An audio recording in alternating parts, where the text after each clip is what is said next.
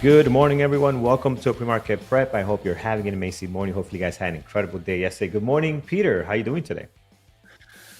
Good morning, Carlos. I think your picture is frozen. Oh, no. There you go. You're back. I just wanted to see. Can anybody... Hey, I'm over here, just so you know, because like Carlos and I look exactly alike. It's going to be hard to tell us apart today. Don't want to confuse anybody. Yeah, but I agree. How could you? He's the pretty one. No, the other way around, my friend. All the way around, for sure. For sure. All right. Good morning, guys. We're in our JP Morgan blue today. Yeah, we got going on this morning. That's what we're matching here. Peter, we got some numbers coming out this morning. It's been an incredible, exciting couple of hours here in the pre-market. Things are really looking fired up. What's the latest and greatest? Is that data today? 8:30, I believe. Yeah, there's a lot. There's a lot going on out there today, and I haven't updated the actuals, but let's talk about the actuals on the economic calendar. Yes, we have. Oh, let me get the real numbers here. Everything starting with our initial jobless claims. Initial jobless claims have come out, and where are they here? Oh, 218,000 is the actual number, so slightly under, which is good, I guess. It's tough to know. We're starting to see economic reaction that's a little different than expected, right? It used to be bad news was good news. Is good news now? I'm not sure. But the jobless claims are lower, which means that there's less people unemployed. So that's good for the economy. Usually that's bad for the markets. I don't know in this instance what to make of it, but there it is. Continuing jobless claims came in pretty much right on target. The actual was 1.834 million versus the 1.832, so we're right on there. Durable goods orders came out. Basically, that came out flat. So 0% was the reported as opposed to the expected contraction. Again, is that good? I don't know anymore. That is good for the economy. It means that the orders did not shrink, so that's generally considered good. And GDP is completely on forecast, exactly 3%. So, if I'm looking at the market right now, what are the Qs doing? Nothing. How about the SPY? Yeah, we got volume, but there's no directional movement. So I guess we're all good. Later this morning, we have the pending home sales that are coming out. That's at 10. And all morning, it's like every single Fed chair decided they had to get on the speaking circuit today. Powell is giving a keynote address at 9:20 this morning. He's usually the most impactful, but everybody from Kugler to Barr to Collins to Bowman to Kashkari to they're all speaking this morning. So Williams and Cook, everybody's getting out there. So and speaking at some point over the course of the day today. So it's Fedapalooza. they're talking all over the place at every single event they could find. It seems like. So Raf, you're out on the speaking circuit today. Well, there you go. Raf's speaking as well. So everybody's got a speaking gig today. Why didn't I get a speaking gig? I'd take one of those. Anyways, So today I think it's all about the numbers that we just saw come out. And I said, so far the market is really not reacting in a directional basis. We've got a lot of volume, but again, no directional movement. So maybe it's going to be about all the stuff we've got on the gappers list. We did have some earnings. Well, at least one company with earnings that I want to talk about. So we got stuff anyways, and hopefully we get a better day. I know people were sort of saying yesterday wasn't the best day for day trading. There was a couple of opportunities, but you had to be very careful out there. I did find it a tougher day. So we'll see what today brings. Yeah, we sure will, my friends. Let's take a look at our gappers list right now. One of the ones that we're going to be looking at MU in a second here, but if you look at it, this list is just packed with all kinds of stuff this morning. So a lot of stuff in the green. And again, China's just with other stimulus and commitment to the economy, they're just pushing everything higher in their end. Baba, Futu, Baidu, you name it. They're up in some of them in double digits, like PDD. So it's incredible what some of these stocks are doing it this morning. So we'll look at that as well.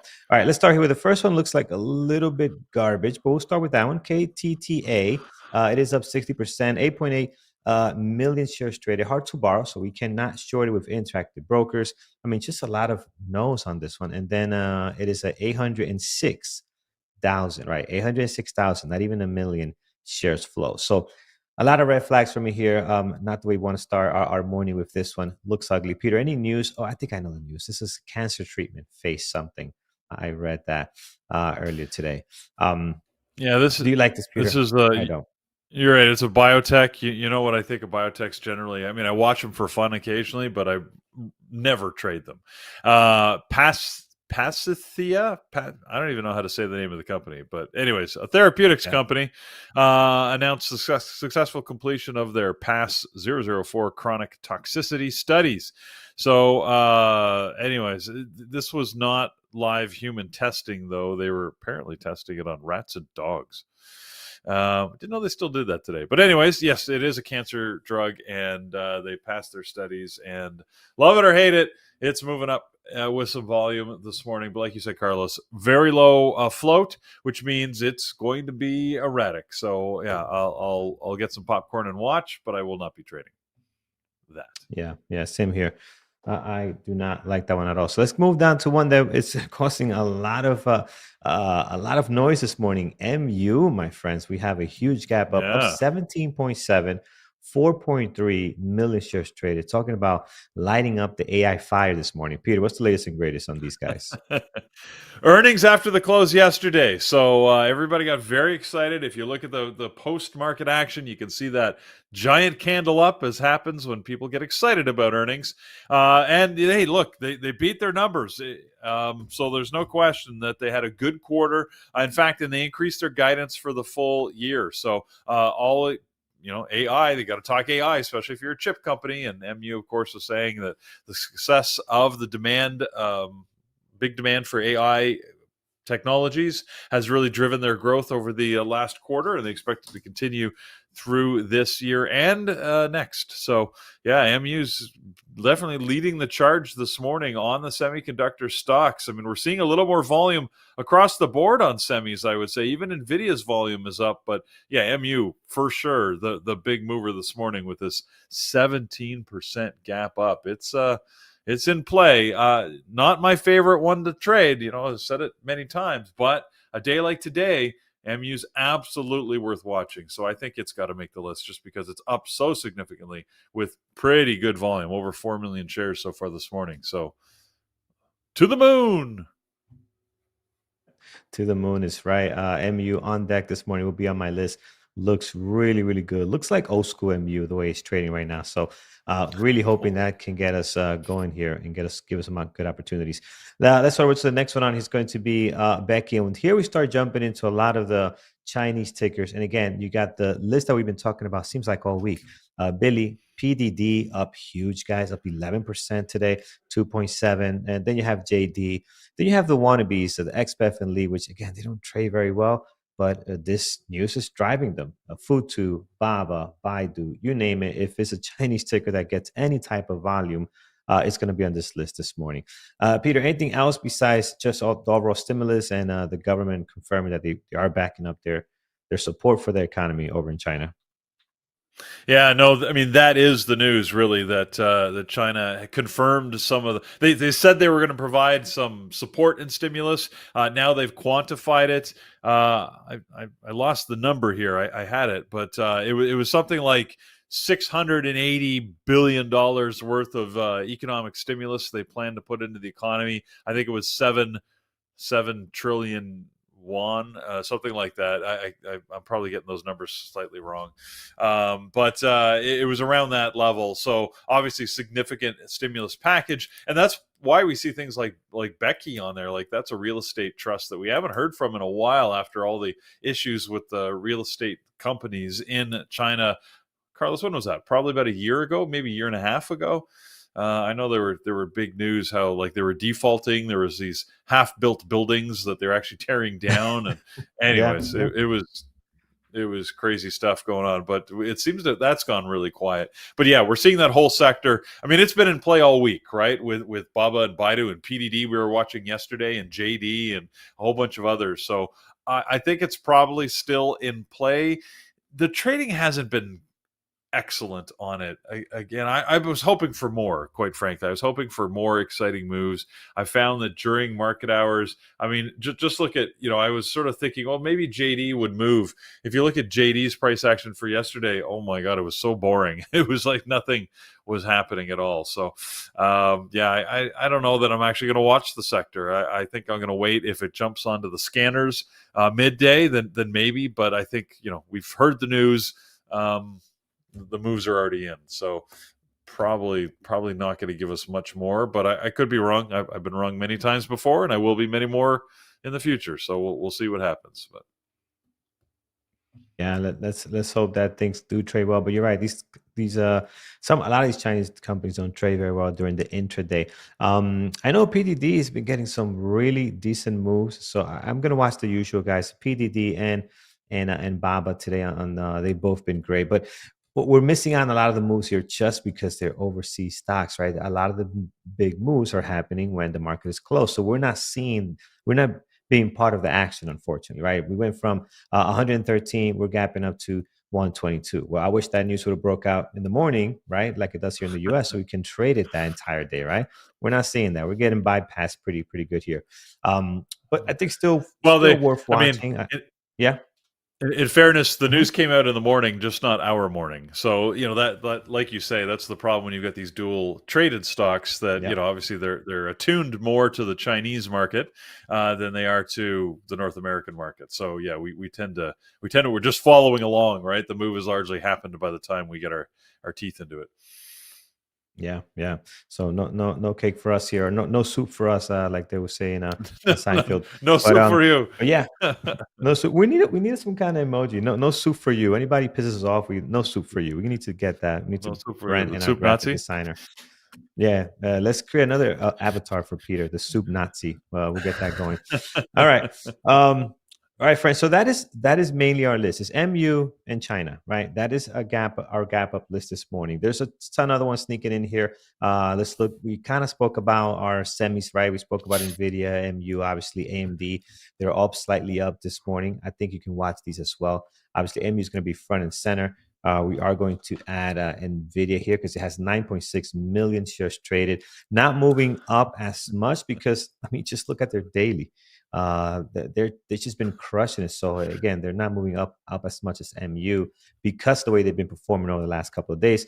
But they did get back into the trillion club, so they're in there. They're in there once again. Let's see if they can hold it a little bit longer this time. Oh, look Peter, at as that. I'll stop here. As far as the gap up list, do you like anything else on there? I mean, there's a bunch. We're not gonna have time to go through all of them. But what do you like this morning on that list? Well, a couple of things that have news that are gapping up. We'll start with our good friend, so-called Donkey Kong. It has nothing to do with Donkey Kong, but it's Brian's fault. He used to call it that, and it's stuck in our head. So this is DKNG, DraftKings, and of course, all of their weird myriad of parent companies and subsidiaries, and they own FanDuel and a bunch of other stuff, and their parent company is a company called I always forget what it's called. What's one of their parent companies? Flutter Entertainment. Anyways, they announced a $5 billion share buyback, and that's share buyback is always good for the stock. They're reinvesting in their own stock. We saw a little bit of movement. I'm mentioning it because I found it really weird. Look at the daily yesterday, right? It had to move up, it had to move down, but it closed exactly where it started. If you actually look at yesterday's price action. So we've got this weird sort of doji candle that I think it was good news. We're gapping up again today, but based on yesterday's price action, we may close at the exact same spot. So I don't know what to make of that, but I thought that was an interesting price action based on that 5 billion buyback. So if you like it, there you go. You can watch that. The other one that's big in the news, I think, this morning is Tesla. I've been mentioning Tesla over the last few days, or we've been saying we've been waiting for a couple of things from them. One of which was the announcement of the robo-taxi, which they delayed. Remember, they had to delay that. It was supposed to happen in August. They delayed it to October, and it looks like they're going to make good on that October 10th date, because all the invites have gone out to shareholders to attend the robo-taxi launch event that is scheduled for October 10th. So they've not only put a date, a line in the sand, but they've now put their, they've backed it, I guess, put their money where their mouth is, so to speak, and said, yes, we're going to announce robotaxi. As usual, Elon's, he likes to, he's got all the rhetoric going. He said it's going to be an event for the ages. It'll be a monumental announcement, blah, blah, blah, all that stuff, but trying to build the hype. So Tesla is probably going to be on the move today and in play even more than it normally is. It's already gapping up. Well, it's not on our list because it's just under 2% at the moment, but it's got decent volume and at 2 million shares traded, and yeah, it's I think it's going to be in play. So those were the primary ones that I was watching that are gapping up this morning, Carlos. All right, excellent. We'll look at, and if you guys like anyone on here that we haven't mentioned, when we get to you guys, you can throw it back out here. I see Starbucks, Intel, and some other ones, Nike. It could be good, but if you guys like those, see something great, throw it back out to us. Let's take a look what's gapping down, starting with PGY this morning. This is down 15.7, so nice gap down today. 326,000 shares traded. This stock normally does not trade very well, and I don't usually like even having it on my list. So I'm not going to put it on my list today. Again, looks just brutal, slightly garbage. I mean, down quite a bit, Peter. What's the news this morning? Looks like it started last night. Yeah, it's a secondary offering. They announced that they're putting out some senior convertible notes out there. So yeah, not tradable news normally. I never heard of this company. I don't know if it's been on our list before, but I don't recognize it. Pagaya Technologies. I assume I'm saying that right. Yeah, Pagaya. Yep. Yeah. I think we had it before once or twice, but again, we always end up just throwing the garbage truck at it, like we're doing today. Just throw the garbage truck at that thing. All right, let's head down here and see what else we have. We have Shell. Shell is on here. We are down 4% this morning. 707,000 shares traded. Peter, what's driving them down today? It's a good question. I mean, there's big storms coming through the Gulf and the Gulf of Mexico, which means that all of the oil producers, they've reduced their production capacity in preparation for that, shutting down a number of facilities, or at least reducing production to limit risk. So that's going to have an impact, of course. There is Shell looks like they've been named as a preferred bidder for some the Trinidad and Tobago coveted shallow water block. So anyways, that's a liquefied natural gas field that I guess has been the bidding on the rights to do you mine it? What do you say when you, anyways, they build facilities to extract liquefied natural gas out of this shallow water block off the coast of Trinidad and Tobago. So that what I think would be good news for them. But other than that, yeah, I don't see any other news on Shell. Shell, the oil companies, unless there's like massive news, they're generally not good traders. Yeah, I agree. The intraday action's not the best, and this could be the best move they get this morning. It's just this drop that has happened so far, and we've been here before. You can see here on the daily, we did get a nice little bounce off of these levels, so could be interesting. But again, it's just not really our cup of tea here. Let's take a look at. I see BP's also on here again. Similar situation. They're same thing as well. Yeah. All right, DJT down some more today, down 2%. It did get a little bit of a bounce over the last 2 days. But down here 2%, 643,000 shares traded. It's just the intraday on this thing is brutal. So I'm not a big fan at all of the way this stock trades. So we'll keep it to the side. And that covers our gap down. Peter, anything on your gap down list that maybe we haven't talked about yet? Just on DJT, it's interesting. I haven't heard any confirmation as to whether the insiders, including Trump himself, have sold any of their shares. It was sort of big news last week that they're at the beginning of this week, anyways. Their share lockup period expired, which means technically they can now sell their stake in it and cash out. That was expected to have a big negative impact on the stock. And again, I haven't seen any confirmation that the major insiders have sold any. So I guess that's good. I mean, they saw a little bit of a dump in the stock price in anticipation of that lockup expiry. But the big move will come if insiders start to abandon ship. So the fact that they're holding pat, I guess, is good news for the stock, but it reduces the trading excitement on it. So probably not something to trade. Other than that, you're asking about gap down, Carlos. Not a lot of stuff moving up today. So so far it's a fairly bullish day out there in the markets with the SPY and the Qs both gapping higher. Most stuff is moving up. The only thing that I was looking at a little bit earlier was Pfizer. PFE is the ticker on that one. Pfizer is gapping down a little bit this morning, only 0.5%, but it's not typically a big pre-market mover. No particular reason other than they've got a couple of drugs that are coming off of patent protection, which means that the what do they call those, Carlos? I want to call them no-name drugs. The no-name drug. Anyways. Well, what's a drug? The generic. That's what it's. That's what the term is. Yes, okay, got it. Thank you, Brent. Yeah, I couldn't remember the term. So basically, the generic drug producers can then copy the drug without patent infringement because they're only allowed to protect their drug patents for so many years. So anyways, Pfizer's got a couple of drugs that are coming off of patent protection that came off earlier this month and then will be coming off in October. So that's probably having a little bit of an impact on the stock price. But other than that, Carlos, I don't have anything else on the gap down this morning other than oil. Oil. We talked about that, but oil across the board, it might be better to, if you want to trade that sector, you might want to trade a sector ETF or something because it's all dropping a little bit this morning with the concern over the storm front that's coming through the Gulf. Yeah, absolutely. All right, friends, that covers our gap up and gap down. Let's take it to you guys and see what you guys like this morning. So far on my list, just to recap, I have MU, which is looking pretty nice. I think it's going to be heavily in play today.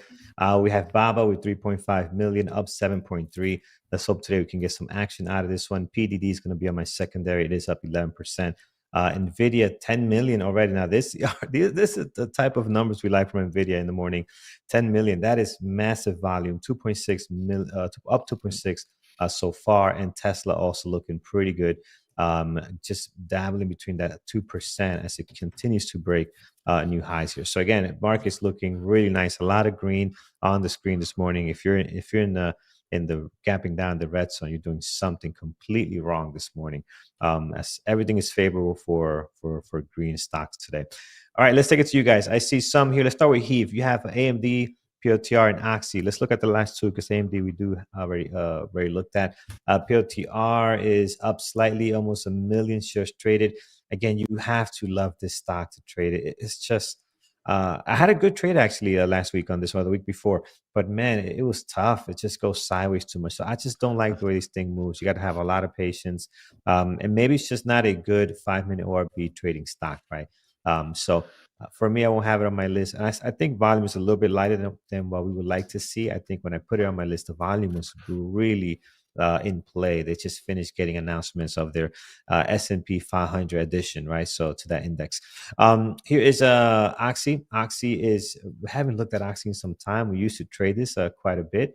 They're down 1.3 right now, 638,000 shares traded. Yeah, I'm not sure. Maybe a possible. We'll have to come back to it. I do like that the daily is dropping here below some recent lows, so that could be interesting. But again, we'll have to see. Now, I do remember from trading Oxy so much during that time, Peter. Remember that it was just constantly on our list, constantly trading well in the intraday. Their pre-market Yep. was never great, so you're not going No. to have a explosive pre-market. You have to wait for the market open to see what it's actually going to do. So I do remember that. We'll have to wait and see on this one. So we'll put it on a secondary for now. What else, friends? We have MU by Will and Nvidia. Yeah, both on my list. Hector, AMD. Yeah, we did look at AMD. You know what? Maybe AMD is going back to their their interesting trading today. But I'll look at Nvidia. I think that's where my focus is going to be. I got two of these already. I got MU and Nvidia this morning, so I'll stick with those. Michael in our chat is giving us Meta. Let's take a look at Meta this morning. Meta at the moment up 1.7. Another ticker that usually in the pre-market you're not going to get a whole lot unless there's some news that just broke out. You'll have to wait for the market open to see how this thing trades. I had it on my list yesterday, but I didn't really watch it. But look at this. This is actually some good breakouts. Nice breakout here. A second breakout later in the day. So you did get some decent opportunities just looking at the debt chart at the moment on Meta. So maybe a good possible. I'm going to add it here as a possible for now. We'll have to wait for the market open and see how that looks. Intel was on our gap up list. Let's take a look here. Intel up 3.5, 2.5 million shares traded. I assume this is all with the MU madness we're seeing right now, right? It's kind of pulling a lot of these semis and computer tech companies up. As far as Intel, I'd rather watch what I'm half here, MU and Nvidia for the most part. I think they are in play today. I just got to limit how many tickers I'm going to watch with the AI situation here, right? So I'll stick with these two for now, Philip. But again, Intel's a good one as well. Tech, what is this? Yeah, tech companies. Yeah. Just on Intel, there are some Mm-hmm. rumors here that that they might be ripe for a takeover. I still struggle with that because I remember the day when Intel was like the most active chip stock The on the stock. planet. And yeah, the stock, man. But I'm dating myself. That was the 90s. So yeah, so I mean, I think that yes, they're moving certainly on the excitement over MU as it pushes the market this morning or the sector.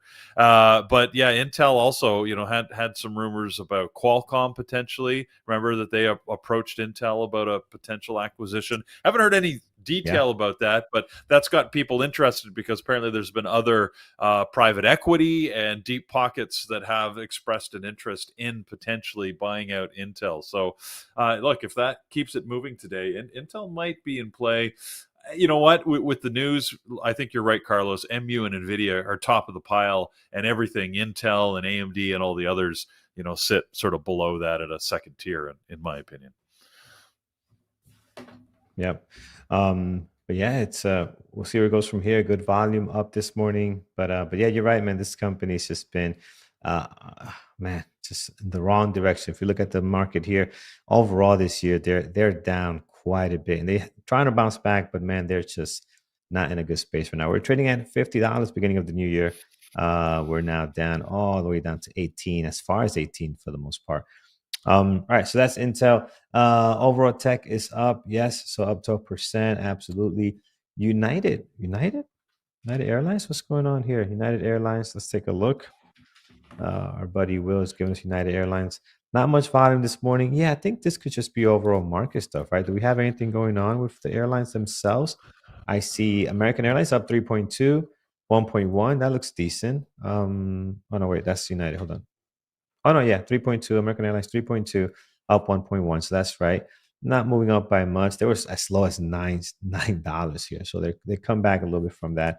But yeah, I don't see anything great. Any news, Peter, on the airlines overall or travel that might be interesting? I don't really see anything. I mean, obviously, with fuel production being constrained, that they're very sensitive to fuel prices. But other than that, Mhm. yeah, I mean, earnings are coming up in a couple of weeks on the airlines, including United. But that's an October thing. We don't have to worry about that right now. So yeah, I don't see any particular news. Yeah. Last one here, we'll do Jesse. ARM. Yeah, ARM is going to react to how Nvidia is doing, right? And overall tech, because they're part of that as well. And you can see here they're pushing up higher. Low volume though this morning compared to the big guys, MU, Nvidia, and even AMD, which I'll add on a secondary because they're just they're a good time buddy here, so we'll hope to get some opportunities there if we can. All right, let's see here. All right, so Andrew says join us for $1, right? So you guys, you can join for $1. Head over to bearwithtraders.com. Andrew's in the chat here. Say hello to Andrew. Andrew, you in the mines or are you somewhere a lot warmer? Where are you, my friend? Hopefully you're in a hot bathtub, jacuzzi there, enjoying yourself. But yeah, hopefully you're warm and doing well.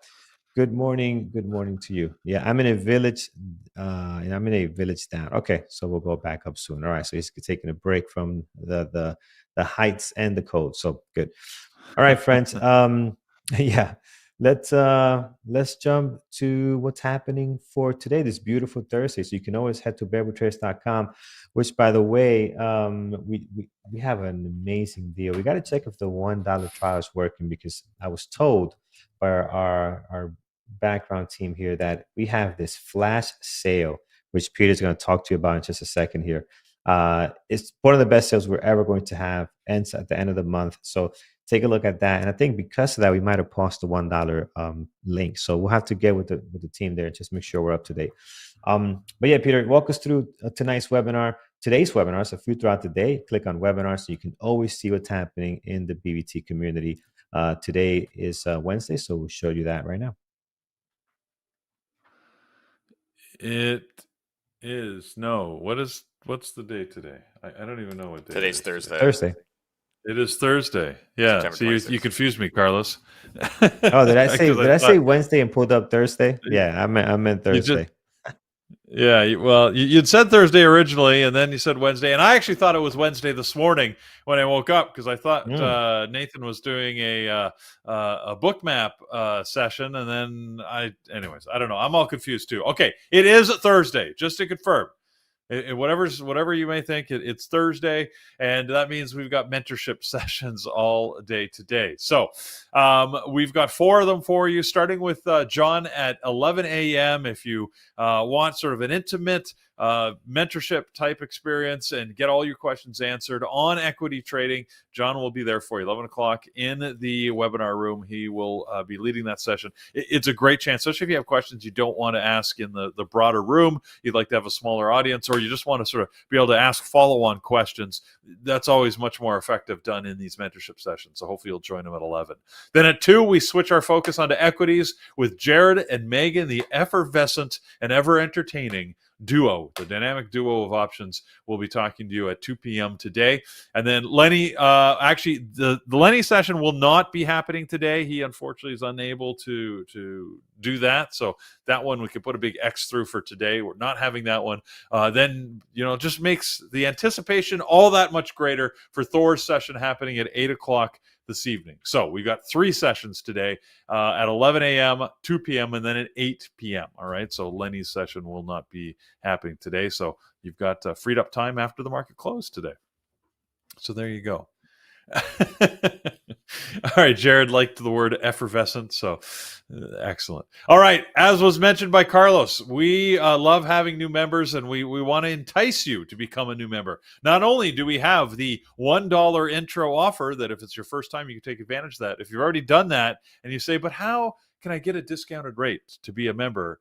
Well, this flash sale will do it for you. We've got actually the best deal I've seen in quite a while. The Elite Annual full year access, $999 for a full year access to the chat room, all of our webinars, all of the mentorship sessions. You get it all just for one low price. Use the code FLASH60 at checkout.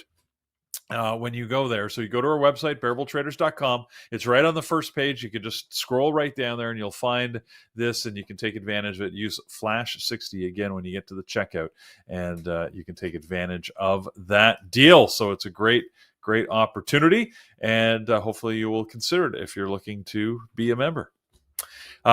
we entice you to go to tradingterminal.com to get your news on the markets, your calendar of events. Check out and see what forthcoming earnings. You could learn, for instance, that we have earnings on things like Costco happening tonight and many other earnings that are upcoming. So just check out the calendar, and you can take advantage of that and all of the news and information that Trading Terminal's got for you. So it's great resource. Carlos, actually, we're doing pretty good today. We're running a little ahead of time. We've got some time to go through and set some levels and get ourselves ready for what I'm hoping is going to be an exciting market open today. Okay, excellent. All right, so I did just confirm. Yeah, that $1 link is up and running, friends. So if you want to try out, this is what you should do. You should do the $1 link, try it out, see what it's all about, right? And then take advantage of that end of the month flash sale. So, but don't wait. If you like it, join, because this will be gone before you know it. Time does fly, right? So you only got a couple of days. So make sure you do that. All right, friends. Over on YouTube, if you haven't done so already, please hit that thumbs up. We are sitting at, I saw something very low, like only 84 likes. So it looks like 84 out of 113 out of 446, about 300 people do not approve of me and you, Peter, and we're not worth their likes. So we would love for you guys to help us out. Hit that thumbs up if you do approve of our message here, and we'll appreciate it. That's help us out a ton. So thank you for that. Yeah. So it's like our approval rating for us is not too high here, Peter. We might need to switch. That's right. Our approval rating is dropping. Oh no. Yeah. We may not. We should have make terms. re-election.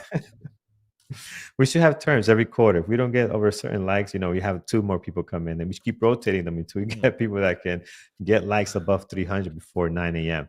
We'll keep those 2. Make it a nice democratic type situation here. All right, friends. Let's jump in here. Right now on my list, MU just crushing it. Baba, insane, up 7.7 right now. Tons of volume. Nvidia, same, 10 million, almost 11 now, 2.5. And we have Tesla up nicely, 2.1. I mean, you name it, everything is looking really, really nice this morning and crushing it. So let's set some levels, and then we'll have time to look at some even more tickers because we're a little bit ahead of time this morning. So we'll look at some more if you guys have some stuff on deck you want us to check out. Starting with MU right now, high of the pre-market. I'm just going to mark it now. I might not stay there the way this thing is moving. 113.23, just a massive pop there. Towards the bottom, we're looking at 109.67. That is the low of the pre-market, and both of those being confirmed by daily levels here. If you go to the left, you can see they're both and have areas where they had resistance and support. So obviously, no surprise why those 2 levels are the high and the low of the pre-market here. Towards the bottom, we have 104.32, so that's going to be good. And then down here, we do have 98.33. Again, that would be a stretch unless something really goes wrong and we start flushing here. But right now, everything is looking northeast at the moment. All right, and then above the pre-market high, we are going to look at this area here. 116.41 is a good one. And then the big level clearly is you have 2, right? All the way up here at 124 and then right up here at 130. I mean, you can see those from afar. They're clear areas of support and resistance. I would love something closer to the 116.41 right here. This is a good one, 120.04. Perfect level there between April and May. You can see a lot of touches, a lot of flirting going on within that area. So you definitely want to have that down on MU. I'm happy to have MU on my list, Peter. This is a stock that has a lot of fun memories. We traded this one in AMD quite a bit. So I am always happy to see them doing well. And I hope we can get some trading opportunities out of it. So really, really fun stock. Fun memories. Oh, yeah. Let's look at BABA, which is BABA here, also up nicely alongside a ton of other Chinese tickers on the gappers list. So you could take a look at your pick there. Pick your favorite. I'm going to go with BABA. I'm going to go with PDD on the secondary list, but there's a bunch you can choose this morning that got great volume. 103.60 is the high of the pre-market. 99.82 is the low. And if we head on over to the left here, is this close to all-time highs? No, we've been higher. We've been much higher. So we are actually going down to 2023 I see some levels on here. We have 105.09, so we'll mark that there. And then just one more in case, it's going to be 106.52. So as you guys know, I love when the stock gaps up and sells off. That is not the situation right now, right? So be careful on having a bias on the sell-off. The stock is really, really strong. Eventually, we're going to get a pullback if this thing is going to stay healthy. But we just got to be patient on when that's going to be. But in the meantime, there could be some long opportunities on BABA and a lot of the Chinese tickers in the next couple of days. Here's Nvidia. Nvidia high of the pre-market at 126.98. They have joined the trillion club here this morning by going higher. So welcome there. 26.98 high of the pre-market. 25.41 is the low. And then below that, you have the highs and lows for the last 2 trading days doing real good. And if you look at the intraday action, I mean, this stock has just been on a tear. Started on, what's this, the 24th? That would have been 3 days ago. I mean, that's when it really got going. You can see the massive move from like 115 all the way to 121. And since then, has been able to continue to climb here. We're going to go to the left, and we're going to see between mid-August, there are some areas here that I think are worth marking down for possible levels. Is going to be 129.46. We'll slam one there. And then if we head over to the left, just one more just in case, 131.85. All right, last but not least, Tesla was actually some good news that's been driving them this morning higher and higher. They got their robo-taxi thing that's actually happening. People are getting their invitations. That's always a good sign. I'm sure everyone's looking forward to see what's the next thing for Tesla here. High of the pre-market this morning, 262.67. So we'll slam a level there. And then if we head over to the left here, we're going to find some levels back in July. It's going to be 270.79. And then towards the bottom, we do have the highs and lows for the last 2 trading days are looking pretty good. Previous day close. You do not need to add anything else here or make it more complicated than what it needs to be. So that looks good. 1, 2, 3. So I got just 4 tickers this morning.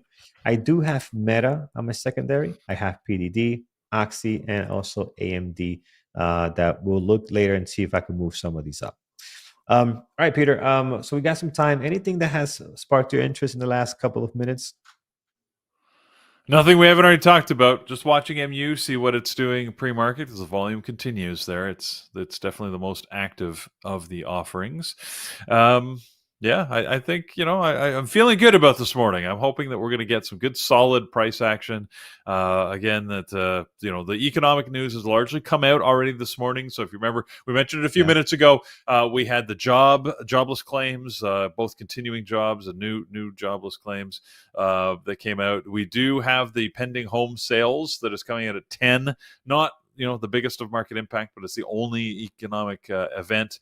And in about 8 minutes or so, Powell is expected to take the stage, giving a keynote and an event, and then a whole, like I mentioned, raft of Fed speakers are happening. So unless those Fed speakers start saying crazy stuff, they shouldn't have much of a market impact. I mean, the general anticipation, by the way, don't forget, our rate excitement isn't over. We did have the big rate announcement last week that brought the rates down by 0.5 point, which everybody's calling an outsized rate reduction. But I think it's going to be par for the course going forward, because if we're going to hit that Fed target of around 2.9%, we got a long way to go, right? So the expectation, if I look forward here, is that they're about 50-50 as to whether we're going to get a 1/4 or 1/2 point cut in the next period. So, I think we're probably on track to get 1/2 point cuts in November and again in December. Keep in mind that November one, it'll be interesting timing for us as traders, because that's happening. I think when is the election? Is it November 6th? It often happens on my birthday. Is that right? So I think the rate cut is your birthday? November 6th? I know the 5th. Is your something like that? Your birthday the 5th or the 6th? When is your birthday? My birthday is the 6th. It's November 5th. Okay. November 5th. Okay, so 5th is the Tuesday. Election, but the rate cut is happening November 7th. So it's just, they set these dates years in advance, but it's just interesting that date just happens to be like 2 days then after the election. So we will see what happens. But anyways, that's when the Fed will next announce a rate cut, we presume. Like I always say, right? Just keep an open mind, because if the Fed decides not to cut the rates, yeah, it should be interesting times in the markets. But we got like 6 weeks between now and then, right? Like that's forever. So anyways, in, but that's in politics and in markets, that is forever. Yes. that Yeah, is that's a long forever. time. That's right. So Yeah. yeah, we don't have to worry about that for now. We'll come back to that in a few weeks and see where things are going. But for this morning, yeah, it looks like it's all about semis and oil. To me, those are the big sectors that have news. Again, oil doesn't trade all that well, so I'm going to focus on the semis. And Carlos, like we've been talking about, we got some good targets, right? Nvidia and MU top of the pile, and then AMD, Intel. They're moving and have some good volume, at least above average volume for what we've been seeing in the last little while. So I'm expecting that to continue. We'll see what happens as we go into the open here. So yeah, should be fun. One of the ones that we didn't talk about was Apple. One of our good buddy Joshua brought it up in the chat here. But Apple, it seems a little bit quiet, even with the volume, but it could be always a good secondary to watch.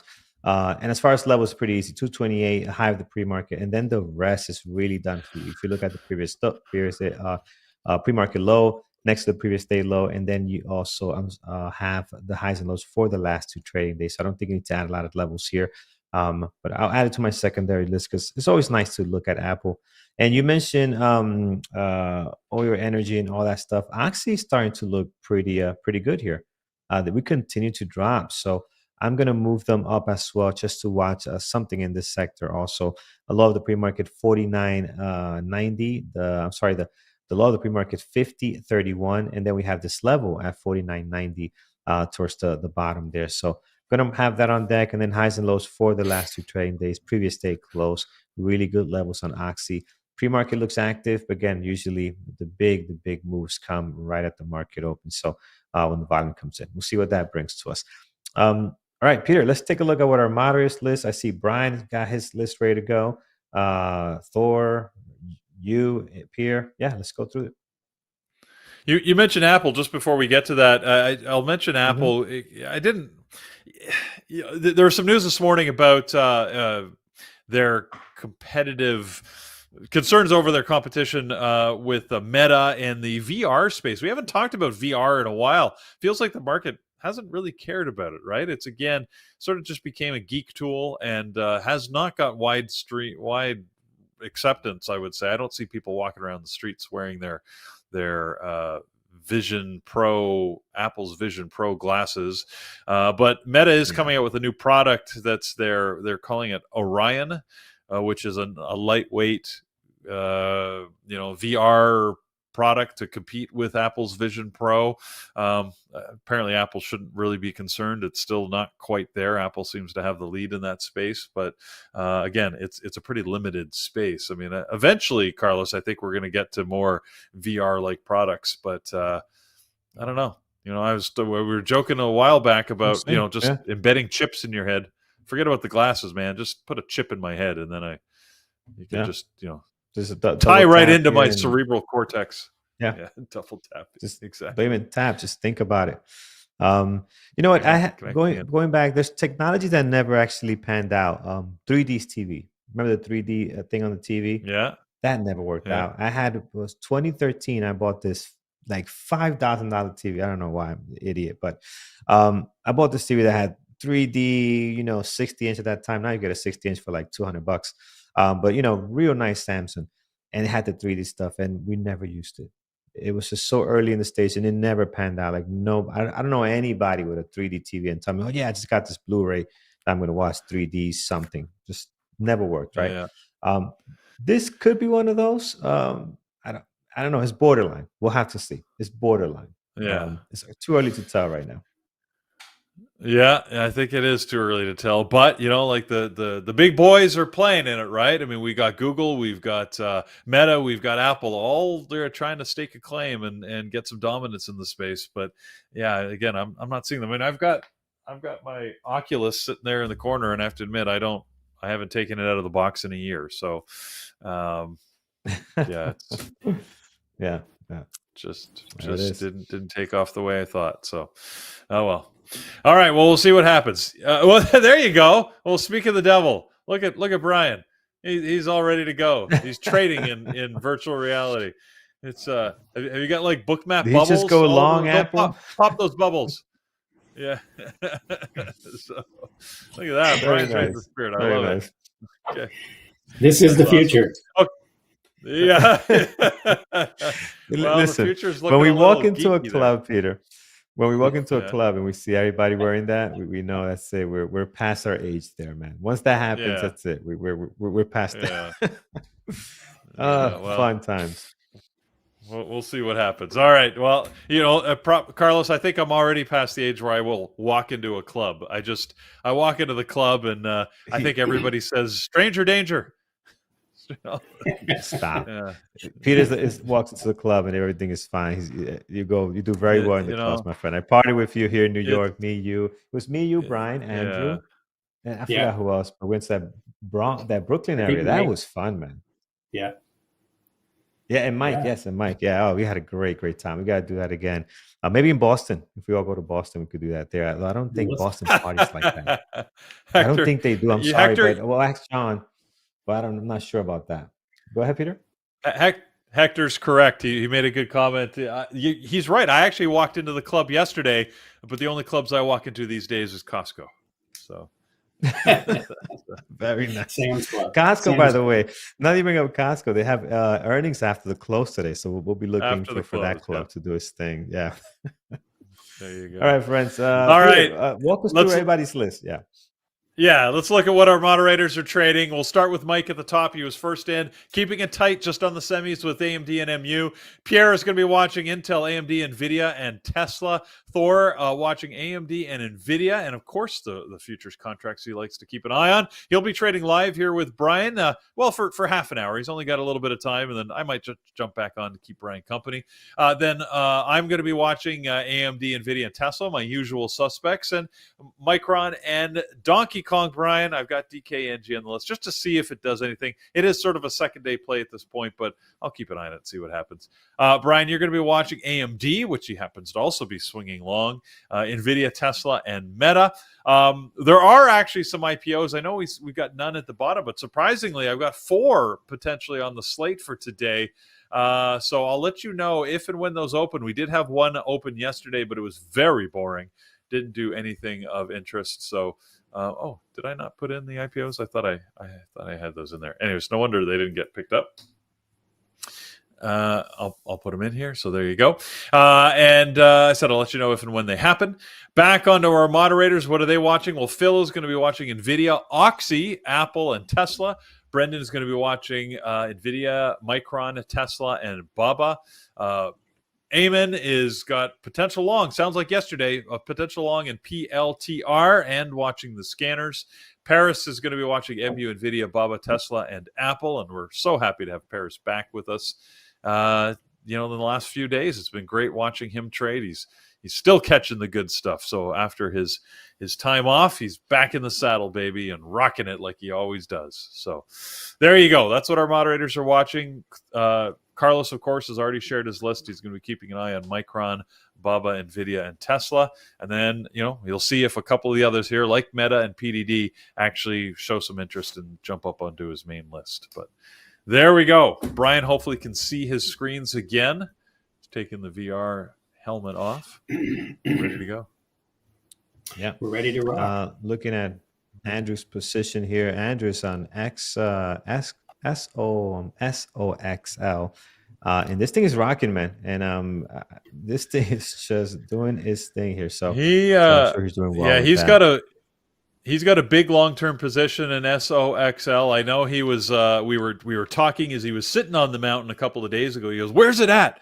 And I think at the time it was sitting about $37, and he was very excited because it was up about 13% to 37. Now it's up at 40, so he's going to be even happier. Look at him; he can make money even when he's not, even when he's sitting on a mountain. When he's chilling on a mountain. Look at this. He says, "I bought my Lambo with the SOXL trade." But the way if he keeps going like this, he can ship his Lambo wherever he goes now and just take his Lambo. I'm not sure if he can ride it in the mountains, but just park it there. Say, that's. Put it next to my tent, please. He doesn't have insurance. Yeah. I don't think you need insurance over there in China. I think people just drive.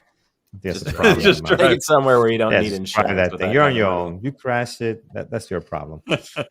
Friends, all right. We had a great time here, guys. Hit that thumbs up over on YouTube. Brian and our good buddy Thor is going to take you through the market open. We're sitting at 234 likes. We'd love to be a little bit closer to 400 if we can. I think we have the people to do that. So help us do that.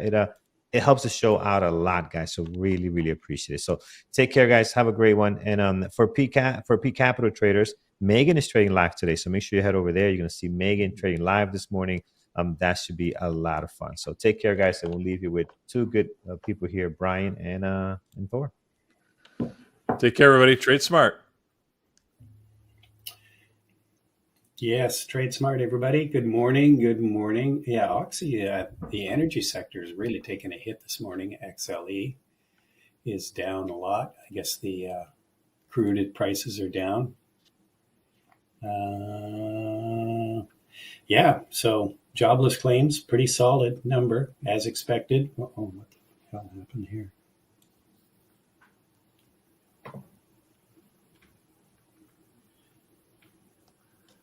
What's up, Brian? Okay, well, something went haywire there for a second. Should be okay. All right. Anyway, jobless claims, as I was saying, came in 218 versus 222 expected.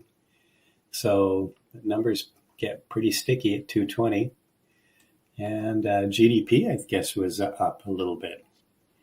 It was flat. And I think there was an expectation for a bit of a drop. So anyway, let's take a look at what's going on. AMD's rolling over a bit. Yeah, AMD Tesla's I think rolling looks over. interesting to me, Brian. It's I'm thinking I'm going to dump out of my thinking of dumping out of most of my position here. I want to see if AMD could get up. I was hoping it would get up to around like 168.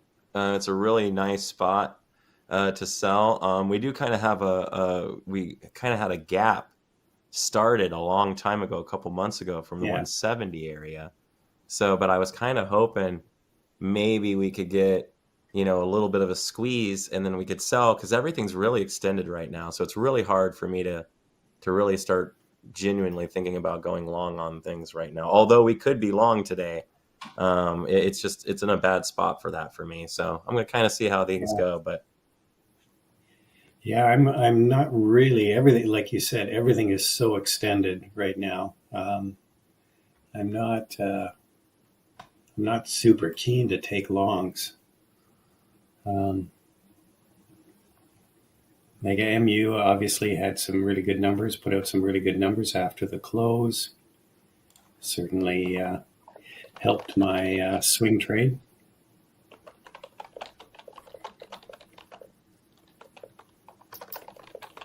I'm gonna keep an eye on Oxy too because it kind of looks interesting.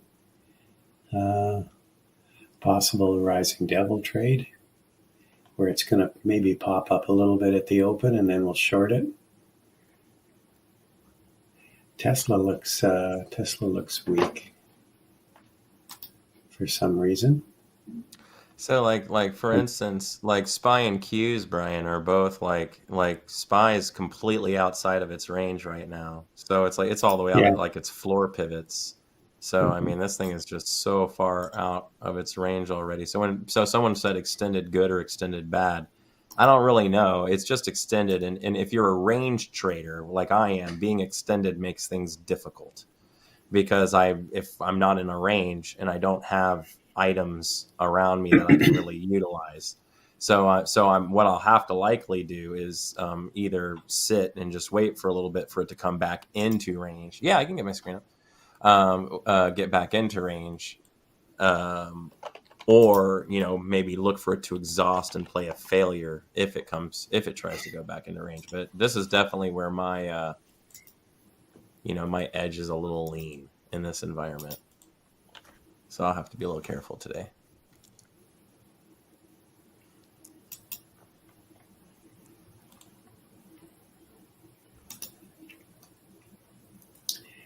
Ooh, see Tesla's dropping here. That was one thing I was going to say about Brian.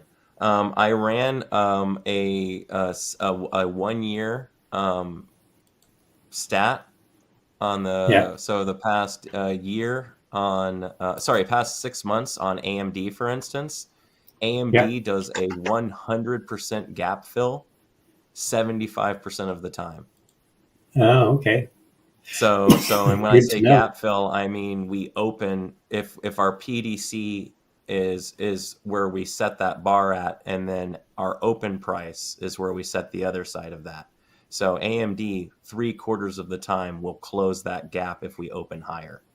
If we open lower, it's a little less actually. It's like 70% of the time. So keep that in mind as we're looking at most of these tech tickers kind of fall along with that.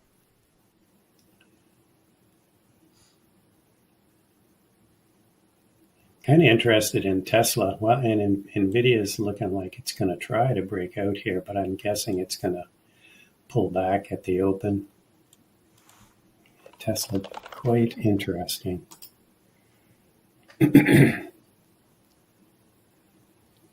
for a possible short.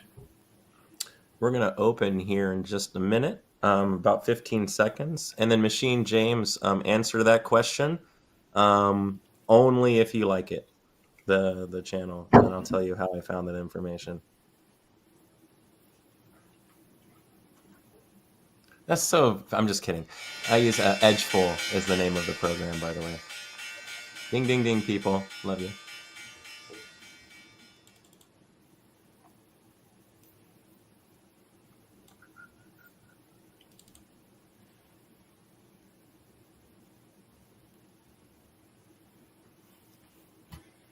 All right.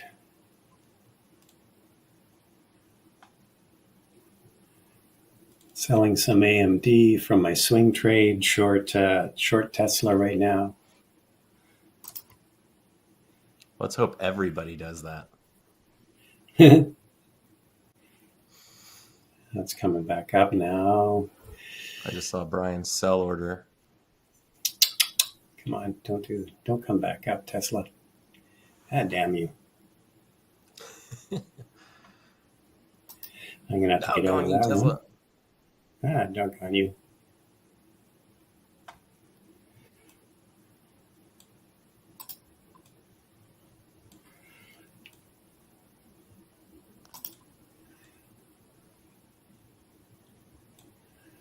Yeah, really big seller on AMD at 168, as expected.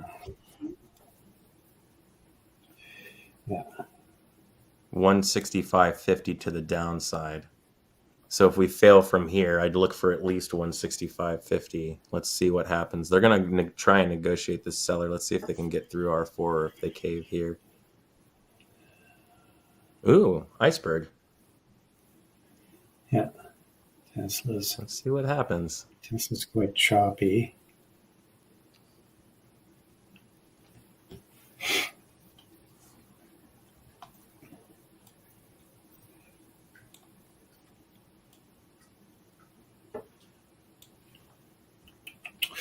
All right, let's see if R4 is going to be the resistance on AMD, or if we're going to break out here. Mm-hmm. It's going to go into that It's probably going to go into that 168 order. Yeah. Or it's going to try. This will be the moment of truth. What happens here? There's a big order. Trying. Tesla's really ugly. Ate it. Here's 168. Ooh, good buys. There's some big orders at 169 too. Nvidia's struggling a little bit here.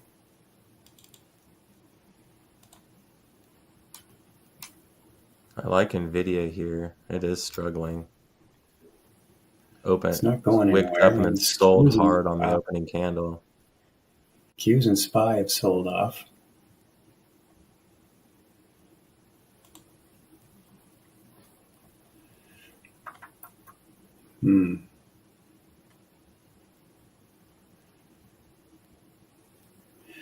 Kind of got a held bid here at 126.30 on Nvidia. We consolidated this level for a while before selling quite aggressively. last month Right. on Nvidia. So there's probably a seller here.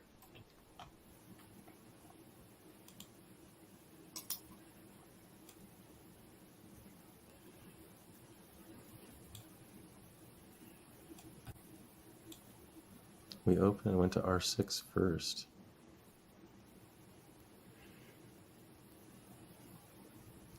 How's the bid look on this?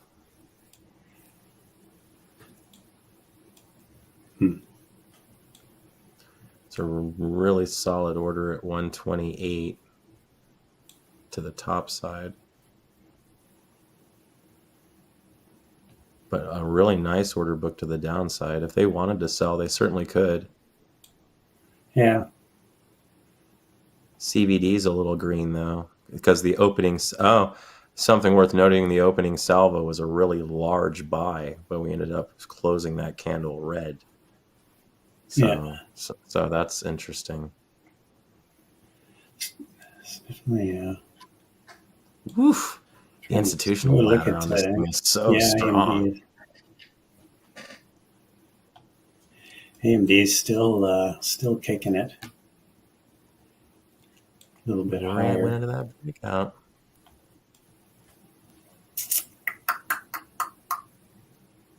I don't know. Tesla's a dog's breakfast.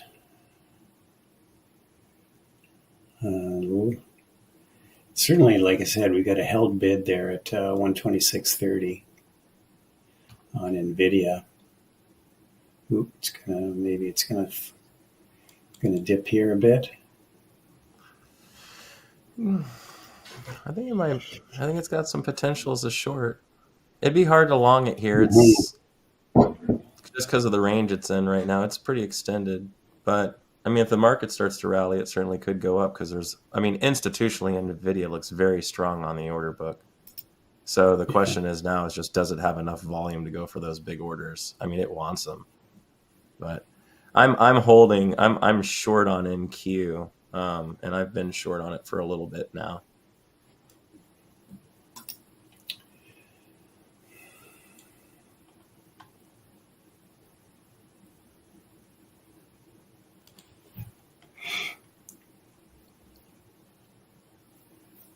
The JD order book? Let's see.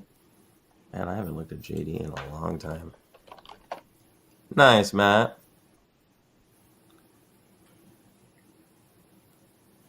I'm on my my new funded on that one, so it's I got through the combine, so I've got that one rocking. But now I'm in my restricted period. Tesla took a dive there. Damn. Knew that was going to sell off eventually.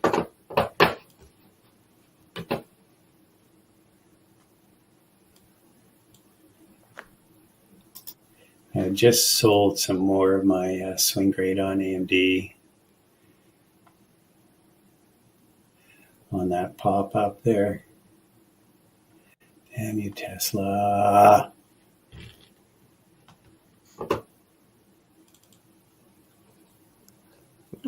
This was the move. That was the move I was looking for.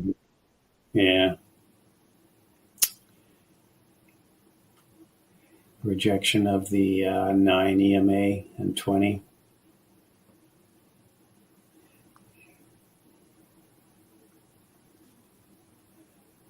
Qs are going to inspire, bouncing back a bit now.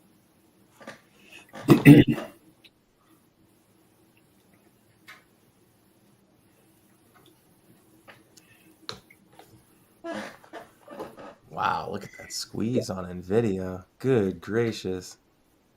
Yeah. What on earth is that? Yeah, wow. No kidding, eh? Dang. That was awesome.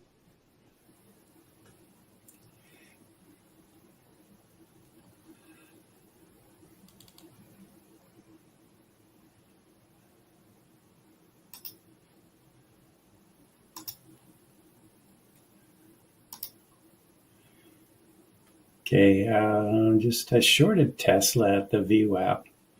on that bounce back.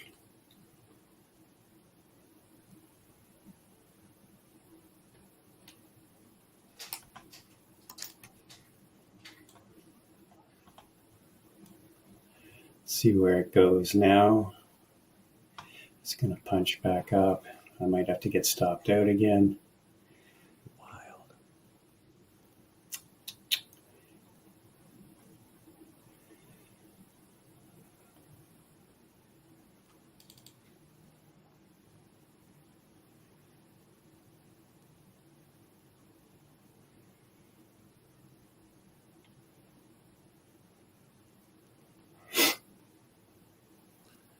Just a Do or die wild here. squeeze on Nvidia. I'm watching Nvidia now. It's squeezed back to R4 Yeah. really fast. So I want to see if it's genuine here or if it rolls back over.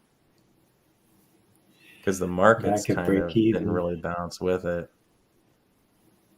Yeah, I'm back at break even with Tesla. So so let's see if it rejects here again or if it's going to go higher.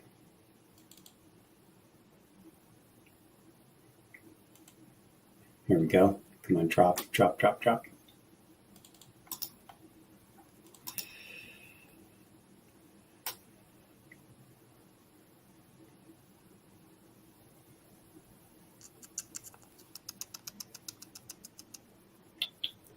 I saw a couple of y'all starting to buy Nvidia there for that pop. That was a good read. Yeah, that was weird. I'm short Nvidia. As usual, Bob is horrible. R4. Trading horribly. Oh, look at the Qs are selling off. Qs might get into a downtrend here. I'm short 127.45.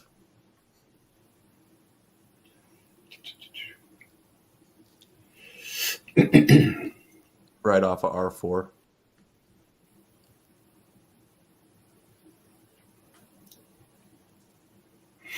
What, the Qs? Nvidia. Oh, Nvidia. Okay, cool. It squeezed. That large engulfing candle did not have enough volume on it to be genuine. And then when it tried to push afterwards, it pushed right into R4, closed literally right on it. I mean, R4 is 127.46. It closed at 127.48 or something. So I mean, it's pretty close. And then on the next candle, we squeezed up and then sold down. So when the seller hit it, I hit it with the seller.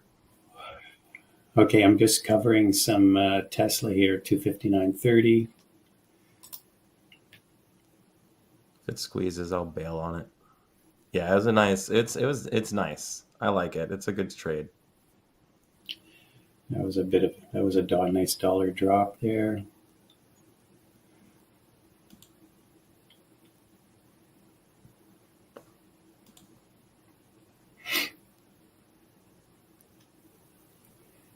It's going to put up a fight here to go down. I'm getting out of the rest of it. Might break out now through the VWAP. Yeah, these days where everything gaps up so much, it really makes it a little challenging to trade. Wow, Microsoft just tanked at the open. I know. I should have been on that one. Netflix dropped hard.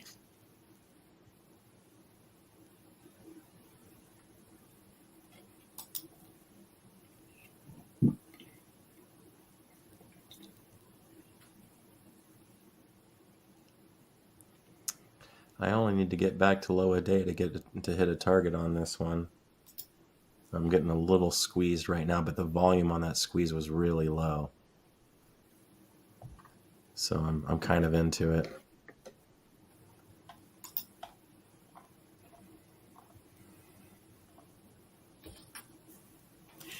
Oxy came bouncing back here. Still down, but what else?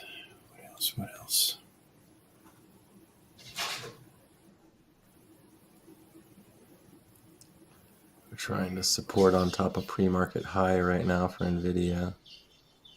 I need it to lose it.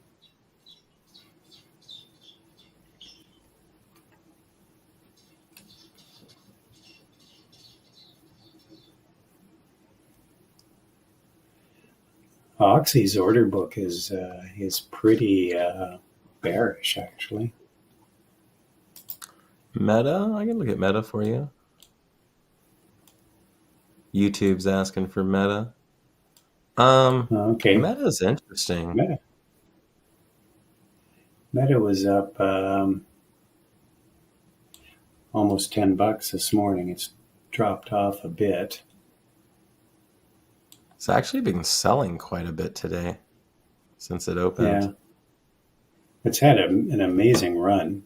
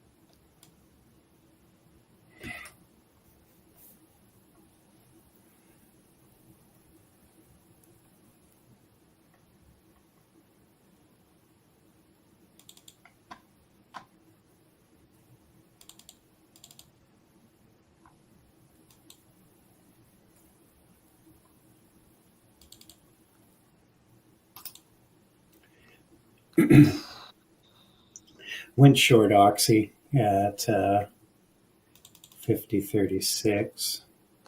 We just had a seller hit the Qs again. Let's see if they buy it, if they absorb it, or if they let it engulf.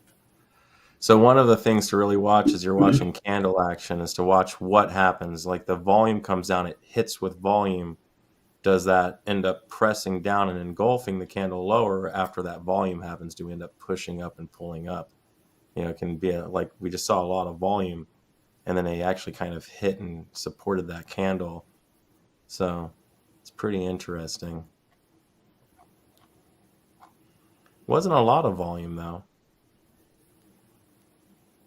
but that was a pretty strong candle.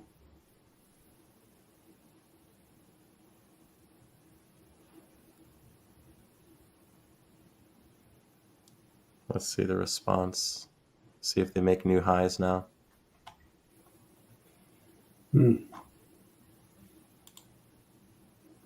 So the thing that we're concerned with is the ES is the NQ has a really large order at 20,600, and that's right at our monthly level. So that's something that we can see happening, but we're so extended today, it's hard to imagine it happens today, although it could. But there are some larger buyers down at like 20,200. So if the market kind of needs to pick up some bid, you know, we could draw down quite a bit today.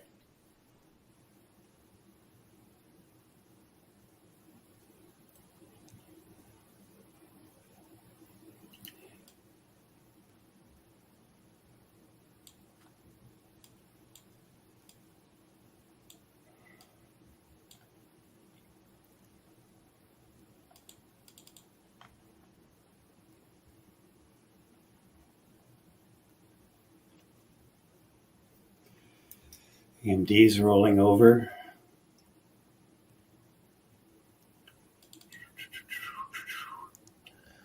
Still holding Nvidia. Target is 126.06. Say scalp. I'm just covering some at 27 on Oxy. I don't like the way it's trading either. It's really choppy. I'm getting out of the rest of it.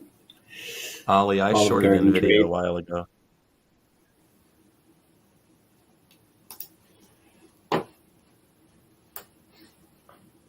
Here we go. All out of my AMD swing trade. Yes. Target hit. Yeah, baby. Nice. That was all on Nvidia down. 4R. Nice.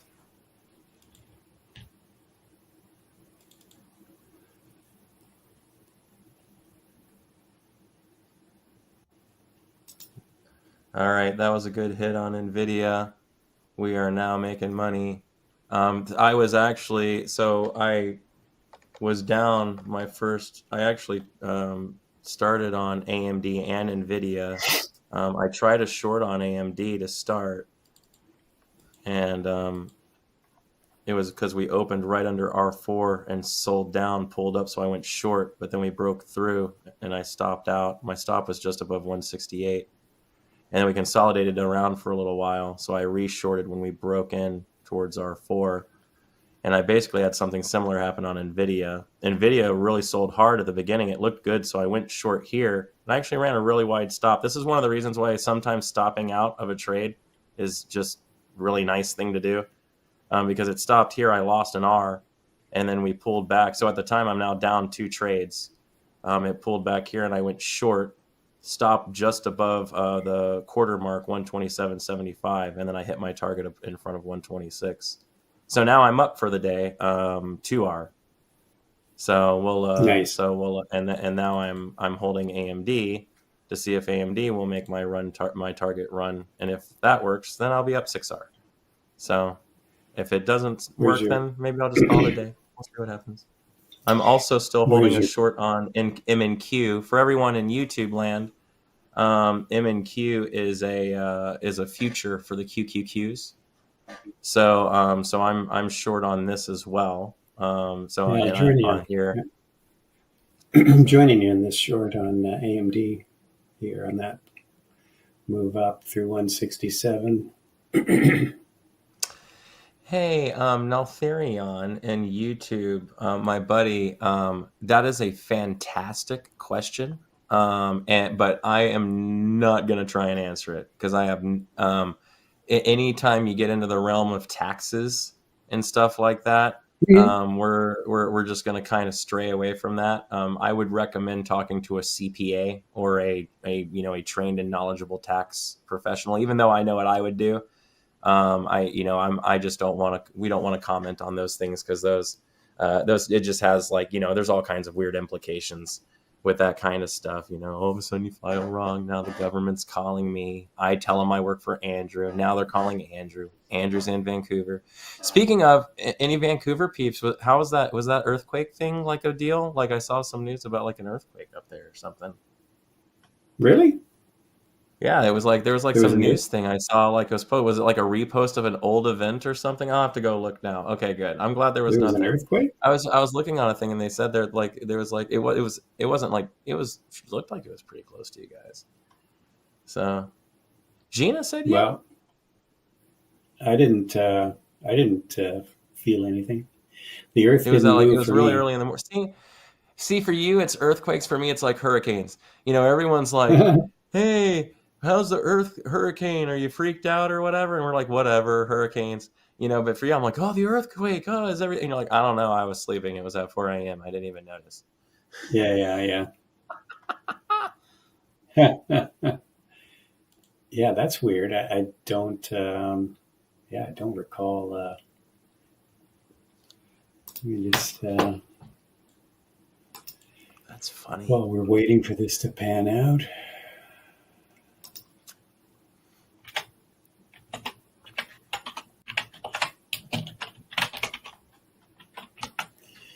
We're still waiting for the big one. Still waiting for it. Oh, yeah. Okay, here we go. 1 hour ago. What does it say? Magnitude 4 measured off Vancouver Island. Thursday morning. What time?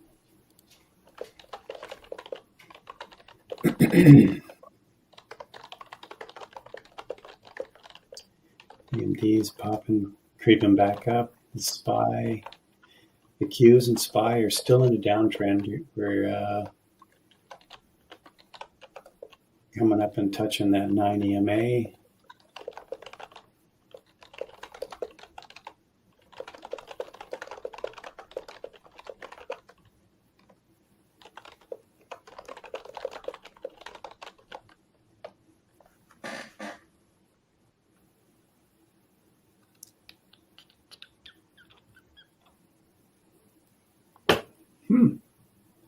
What do you know? Slept right through it. Slept right. See, there was one, wasn't it? See, Yeah. I don't know. I live in Florida. There's no earthquakes. Before there, I lived in Texas. There were no earthquakes. And then I lived in South Carolina. I lived in the South. No earthquakes. Tornadoes, hurricanes, alligators, all of that, yes. Alligators. 163.81 is my target. Arbitrary. The Florida crocodile.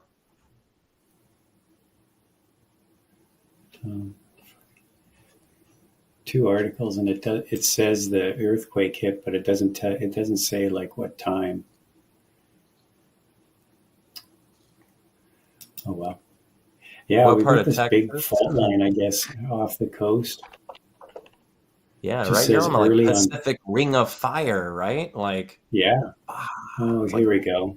Happened at 4 a.m. see, that's wild. Yeah. There you go.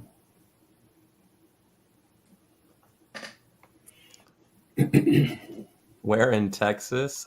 In Texas, I grew. So my grandmother was born on an Indian reservation, actually in Oklahoma, but I grew up in Texas, just on the other side of the border from it, and it was near Wichita Falls.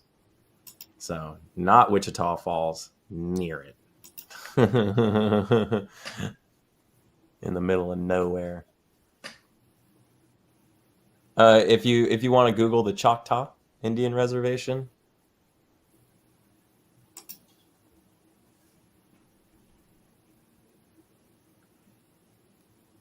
Yeah.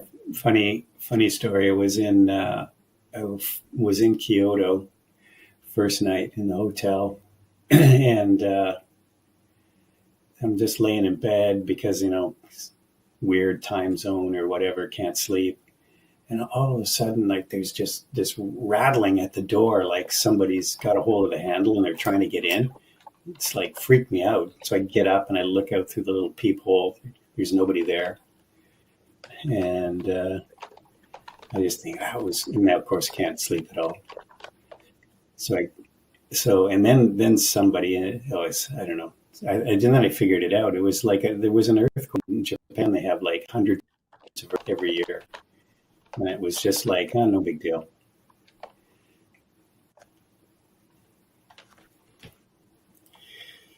What are we doing here? Qs and SPYs still not making any progress to get above the 9 EMA. So you still short NQ? Still just holding. See how low this thing can go. It can squeeze. NQ is like wild. I mean, it's you never know what this thing's gonna do. Like, so you kind of have to be careful with NQ. This thing can make just. I mean, it's one of the reasons I like trading it is because its ATR is like 350 points. So I mean, this thing moves. When it moves, it moves. So you never underestimate how far this thing can go once it gets going. So the fact that it's already started transitioning lower, if the high where it opens, if that ends up being the high, then that means we can move much lower. So hopefully this could be a really nice closeout to the Thursday.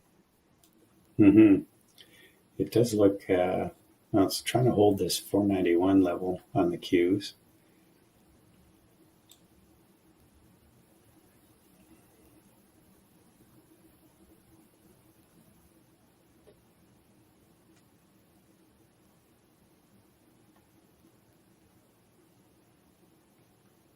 Han Kit, yeah. Believe it or not, I have a very mixed genealogy. And being native or indigenous, whatever you want to call it, Indian, it's all good. We're all of that stuff. But yeah, I got a little bit of that. Not enough for me to like claim it on my college applications. But you don't have native status. No, I don't like get like government grants or anything with it. No. But ooh, here comes the rain. Perfect. Feeder band time. I know I shouldn't have to pay taxes. Actually, I need to look into that. There you go. That's funny. That's funny. I don't care who you are. No, I'm still holding the AMD trade.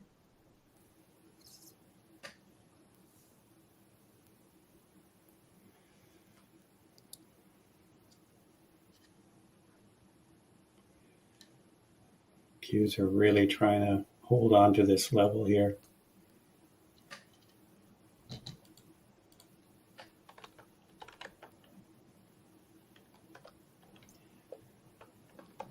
The order book on AMD is looking a little bullish. I mean, there's a big order, 160 up to 169-ish.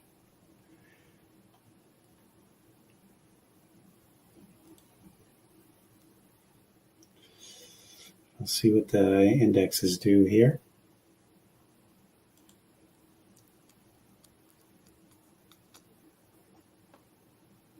No, Jaco, 100% right. And we won't, this is a trading thing, so we don't need to go into the whole thing. But I can assure you that very few people who are actually have Native American heritage could care less if anyone refers to them as an Indian or not. Very not sensitive.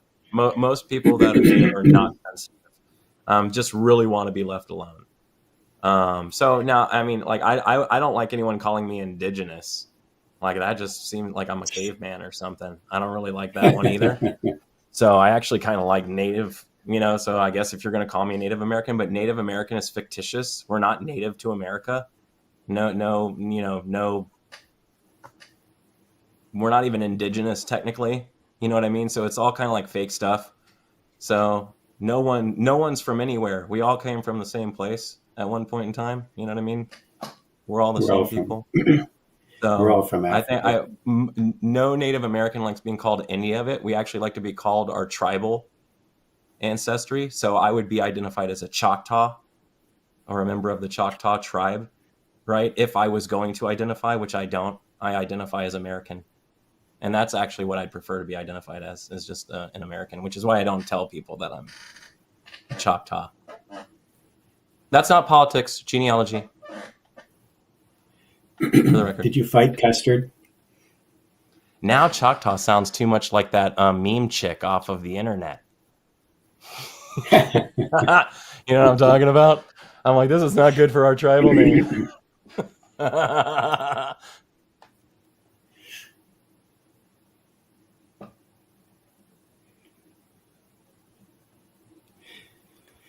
Well, markets are doing absolutely nothing. Kind of holding. Ooh, I had a big spike on the SPY there. It was at 10 o'clock. That was pending home sales. I'm still just holding positions. So we'll see.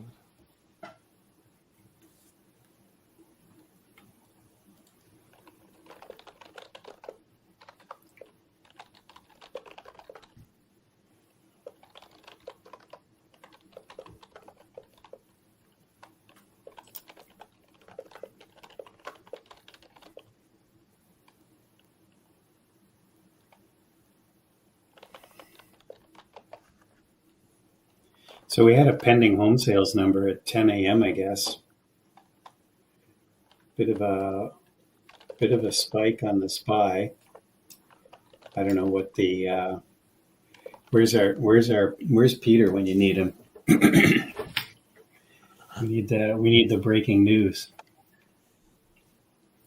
The board breaking news.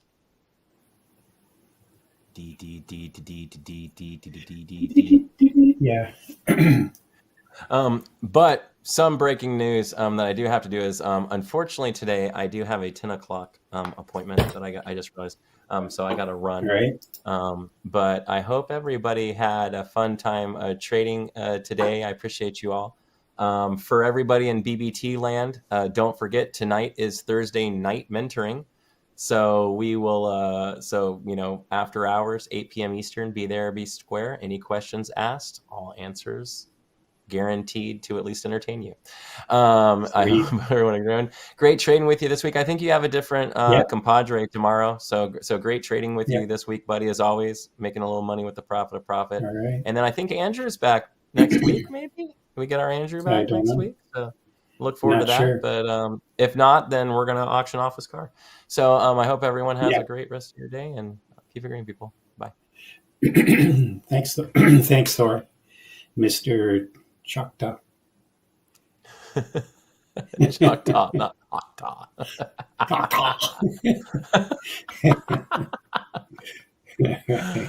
You have to teach me how to say that properly. Take care, buddy. Anyway, see if we can see what the pending home sales were. Obviously didn't have much of an impact on the market.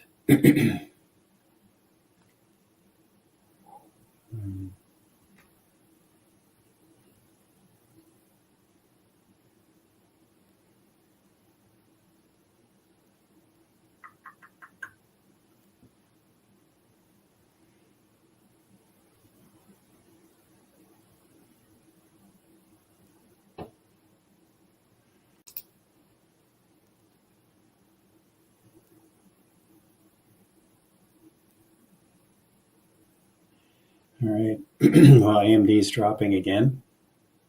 That's a good thing.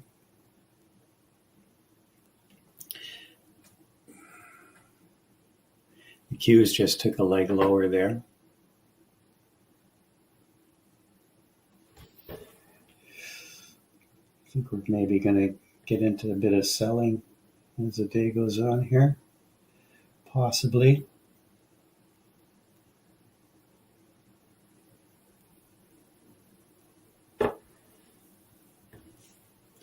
So bounced back. That was a bounce back there, a little bit of a flush, and then came back up. Interesting.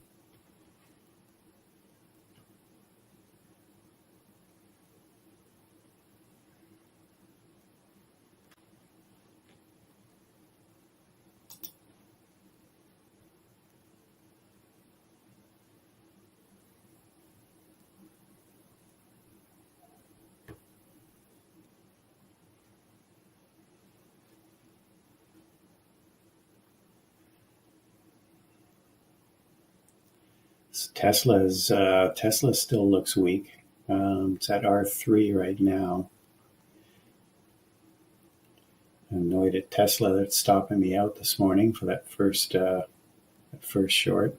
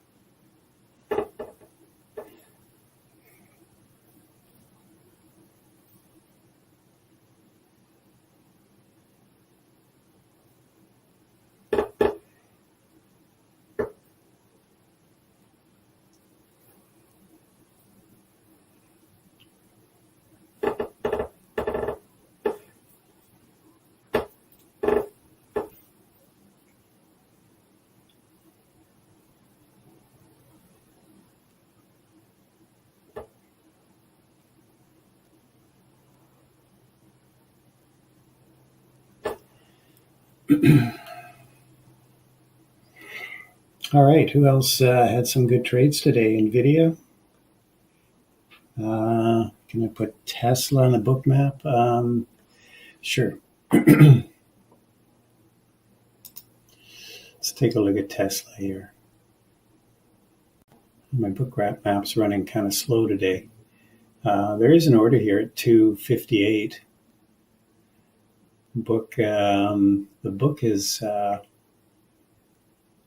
actually a little bullish, but there's your VWAP, which is, it looks like 260.20. What is a VWAP on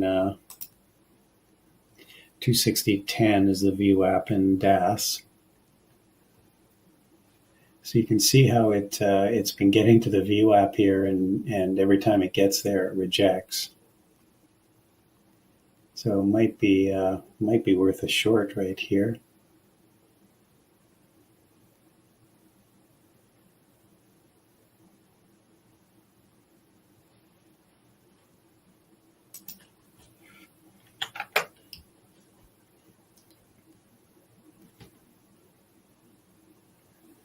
See if it gets up a little closer to the VWAP.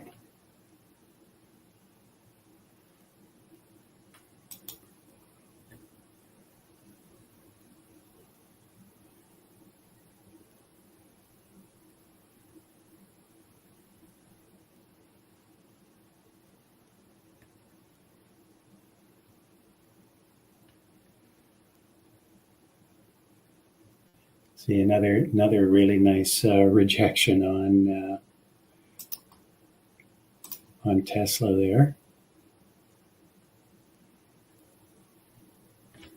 At the VWAP, let's see what it does.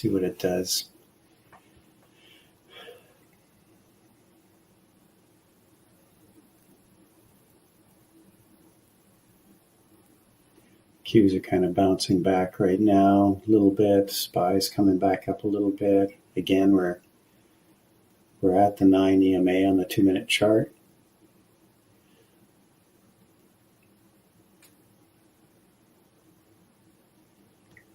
Usually from the downside, that's where we get a rejection. Okay, just took a short on Tesla there. Again, it's going to keep coming back for more pain on Tesla, although I am green on it on the day. As long as we stay below the VWAP here, but I'm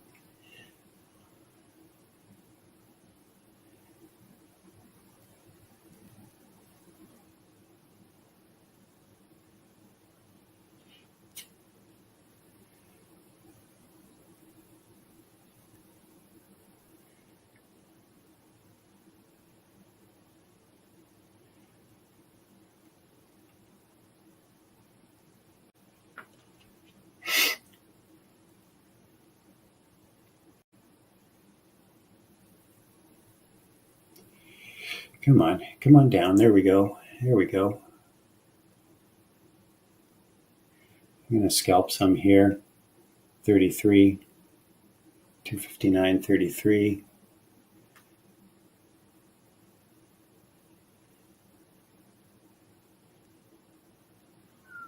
Still holding some.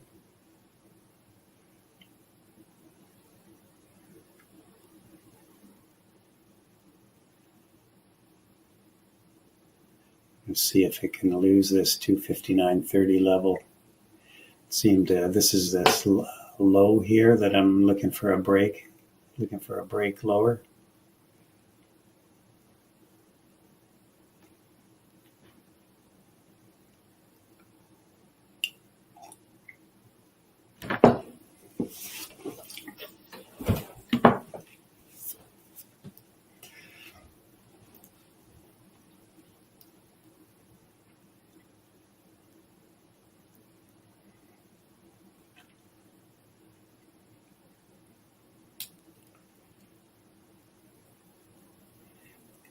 Getting into the 258s would be cool.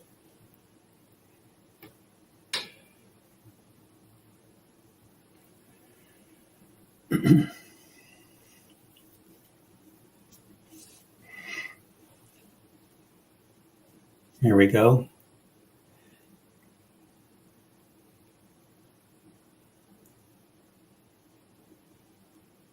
A little bit more. There we go. Filled 258.95.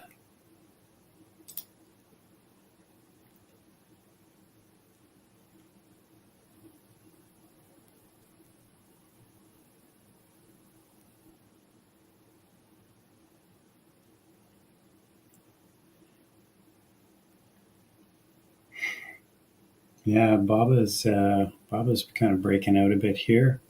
It's at high of day. All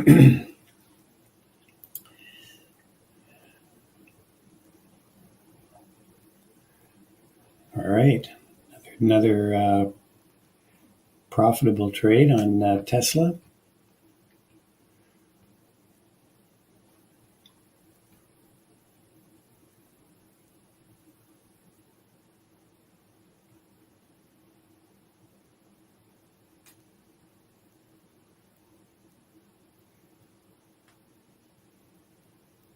Just holding a little bit to see if we can get to this this area of liquidity. See if they get down, push it down to 258.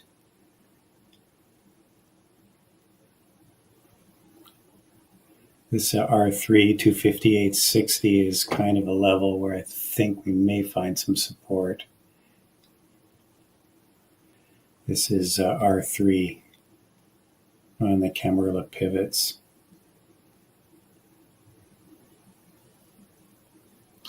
It still looks good though. You can see lower high, lower high, lower high. See if we're gonna find some support here. This is a prior level of support. So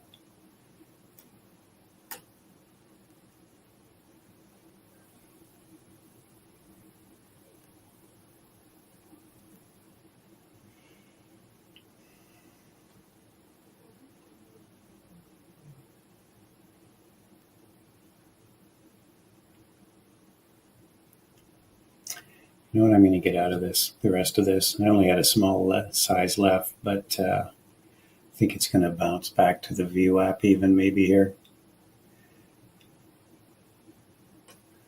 All right, out of that trade.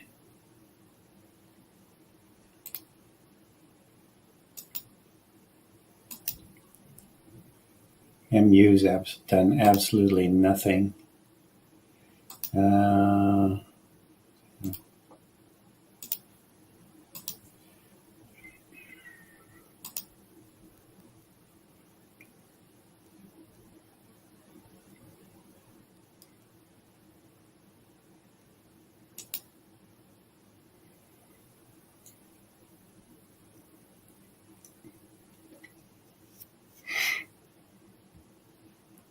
Looks like Tesla is actually going to head lower here.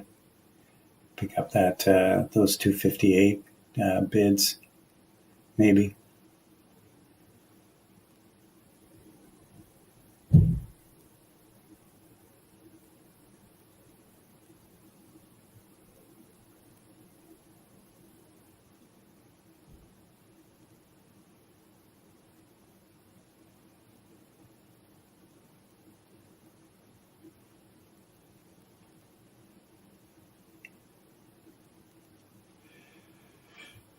All right. Anybody take that?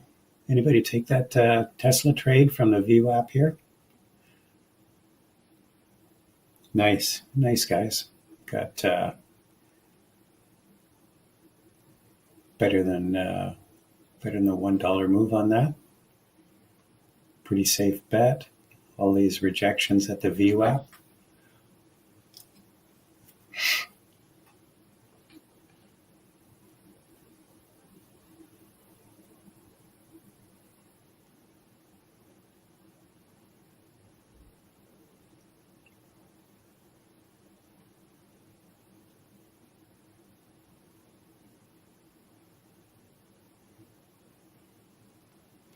All right. Well,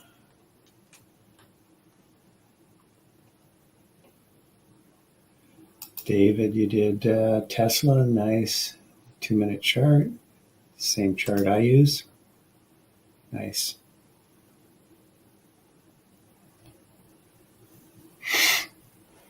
Oh, 259.40. Awesome.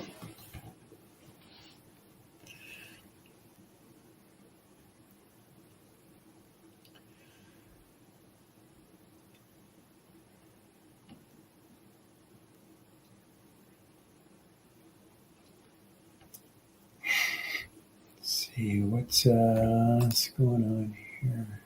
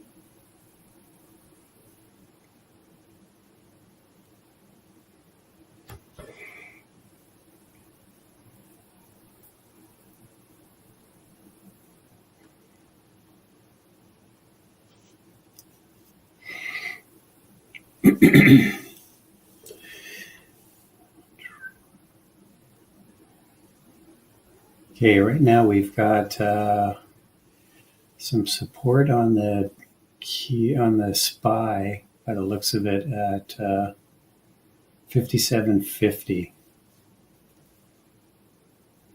There's a big, there's a larger call position there. So if we start to drop below there, there'll have to be some. The market makers are going to have to take some action here.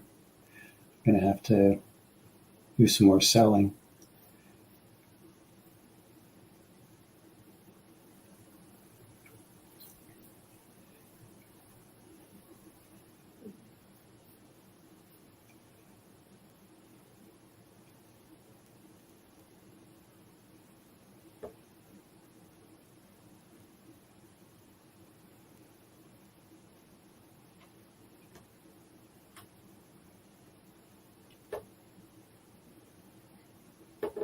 Oh, Tesla did look at that. Tesla dipped down there and got into those into that 258 level.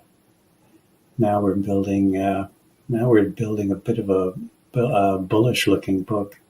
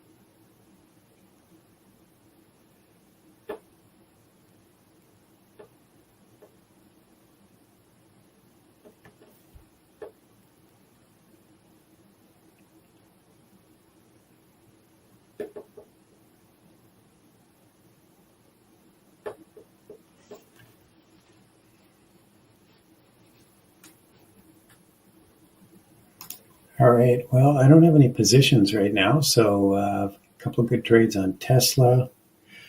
Got out of my AMD trade because didn't really like it. Just looks like it's chopping.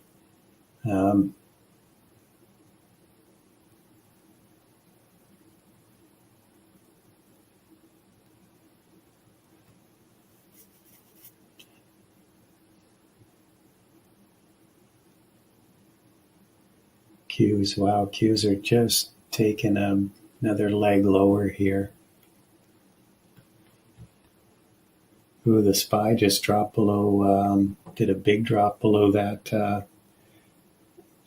call wall at 57.50.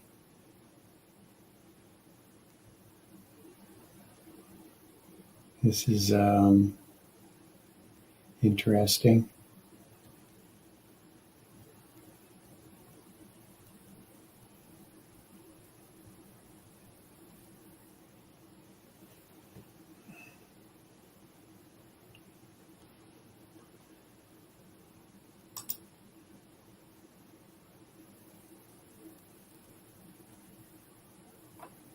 AMD heading lower.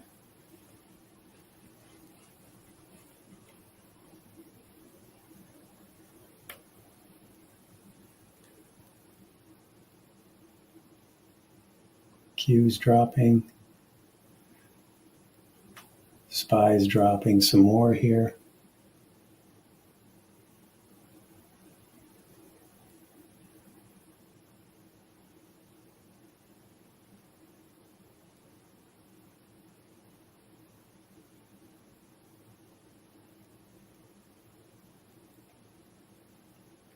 It looks like Tesla's going to PDC. This could be a good place to, I don't know if I'm going to take this trade, but PDC would be a good place to go long on Tesla for a possible bounce.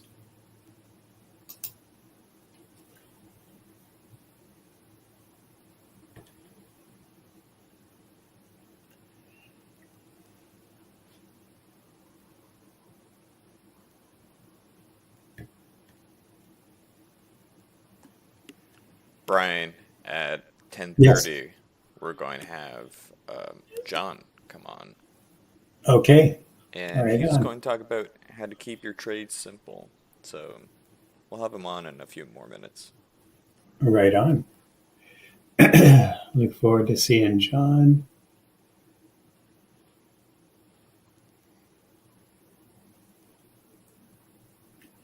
Right now, I'm looking at Spot Gamma, this new trace tool they have.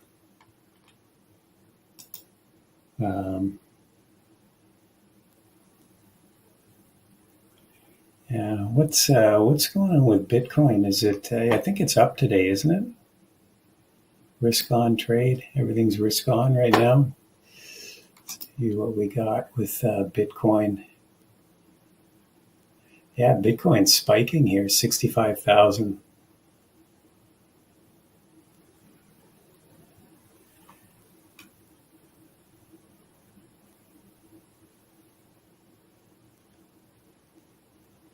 It's just spiked up in the last little bit here.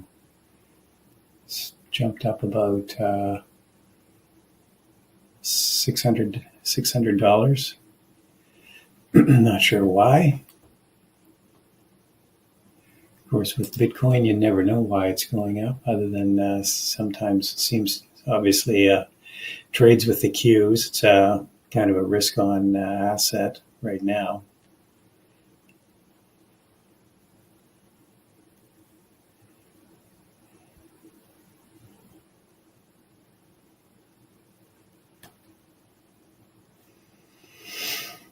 Wow, Tesla cannot catch a bid. Look at that. It's at PDC. It's gone. I think it's gone red on the day. Yeah, it's red on the day.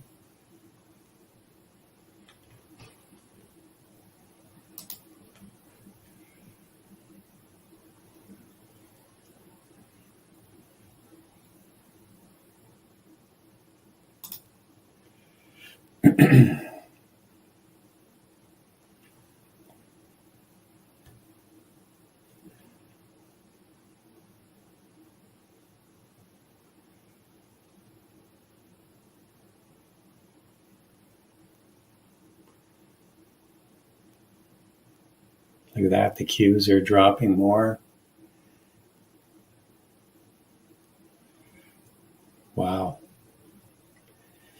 It's a fair amount of profit taking going on right now. So we definitely, let's see, I can see what's going on with, yeah, we're down below critical support level on the SPY right now.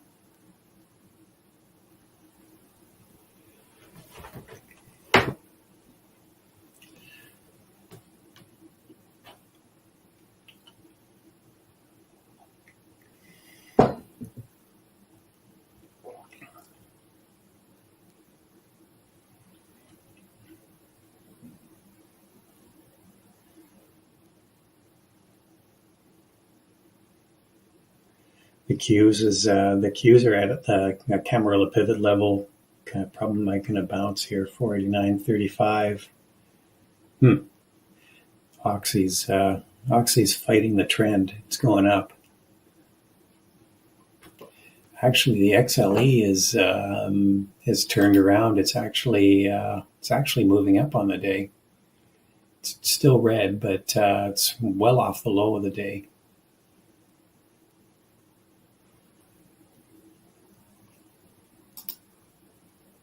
Oh, so we got natural gas inventory levels right now, 730. What's the natural gas going to do here? It's had a nice little bounce back.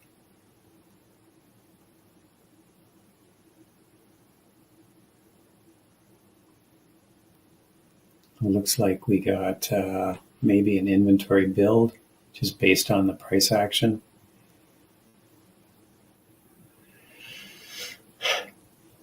All right. I guess we're going to turn things over to John at 7:31. I hope everyone had a decent day. It was tough. Sorry, Brian. Tough to Gotta go a little bit longer. Still waiting for him to. Oh, okay. All right. No worries. But you can ask for those legs. Oh, Get the 400. Oh, we got 400 likes. Nice. A few more would be nice.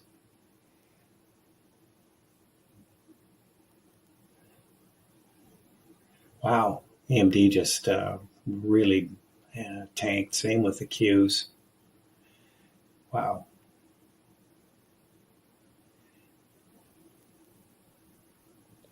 Okay.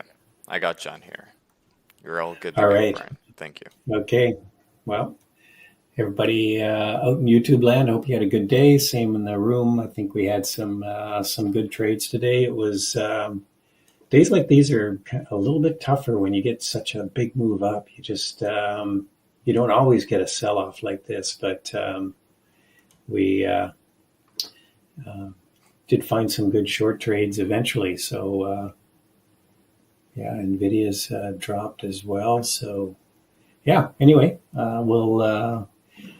we'll see you all tomorrow. We've got Costco at the end of the day. I'm not going to be able to be on because I got something else on. But yeah, like I said, we'll keep it green for the rest of the day. Enjoy. John's always got some good advice. So he's coming up now. So take care, everybody, and we'll catch y'all later.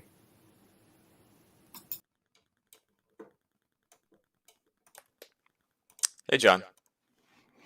Hey, Brent, how you doing this morning? I'm doing good. I'm doing well.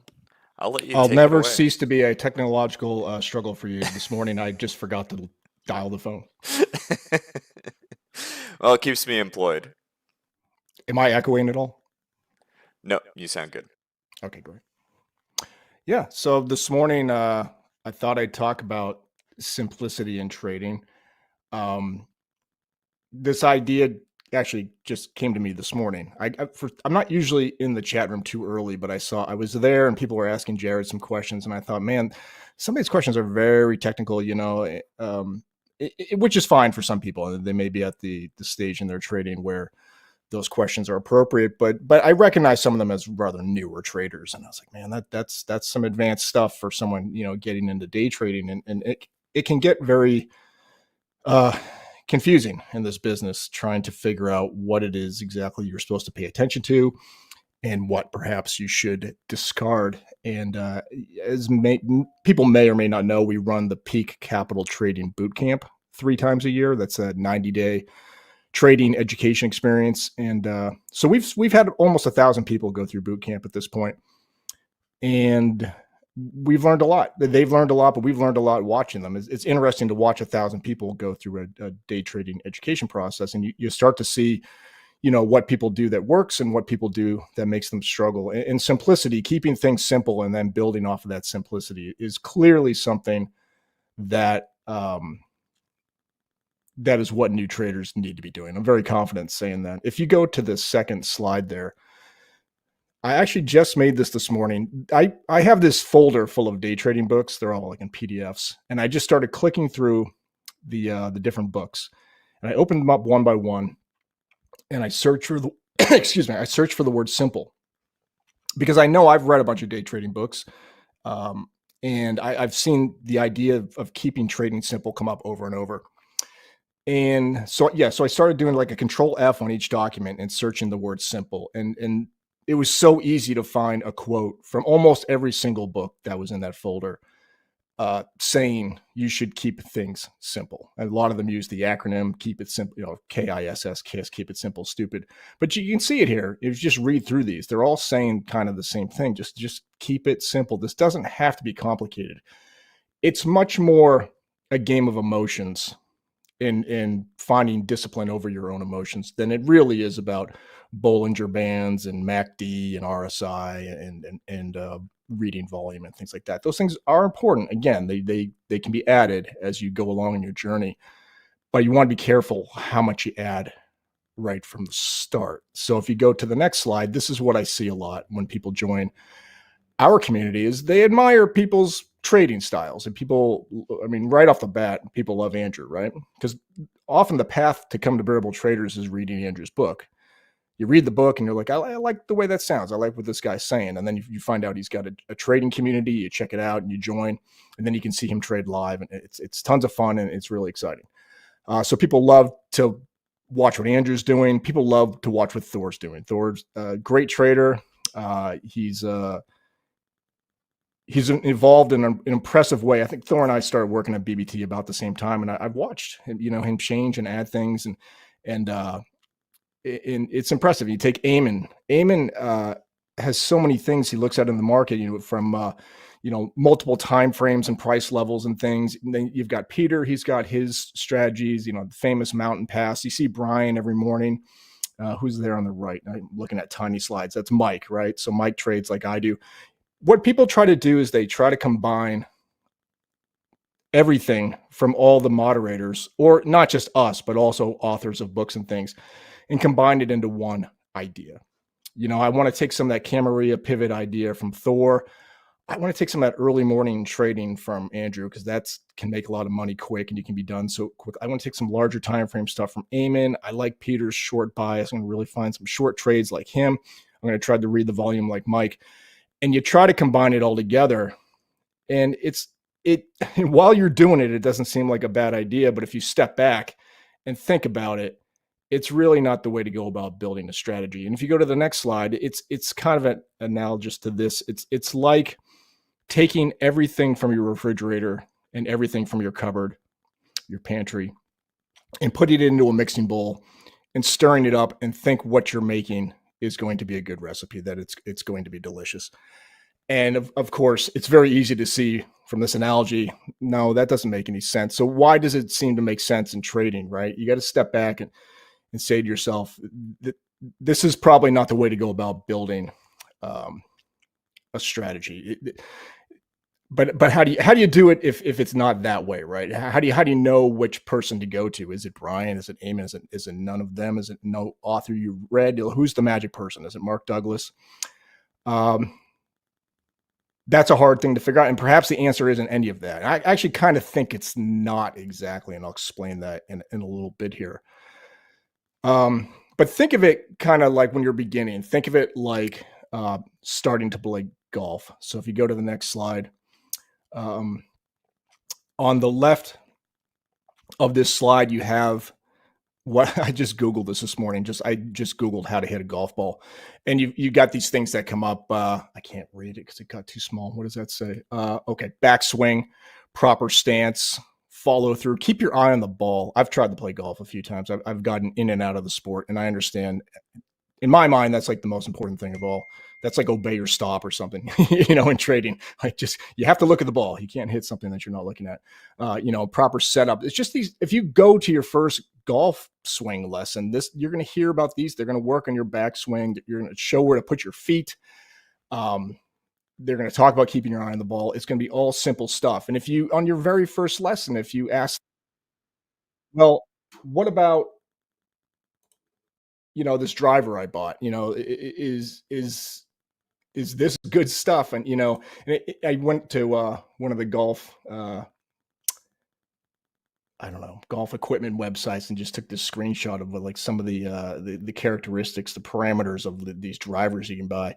I don't even know what any of this stuff means, but your golf pro is going to tell you to ignore all this stuff, right? Like he's not going to want to talk about what the shaft of the golf club's made out of, or the angle of the face, or if there's some kind of like magical fluid inside the head of the golf club that, it shifts its weight as you hit the ball.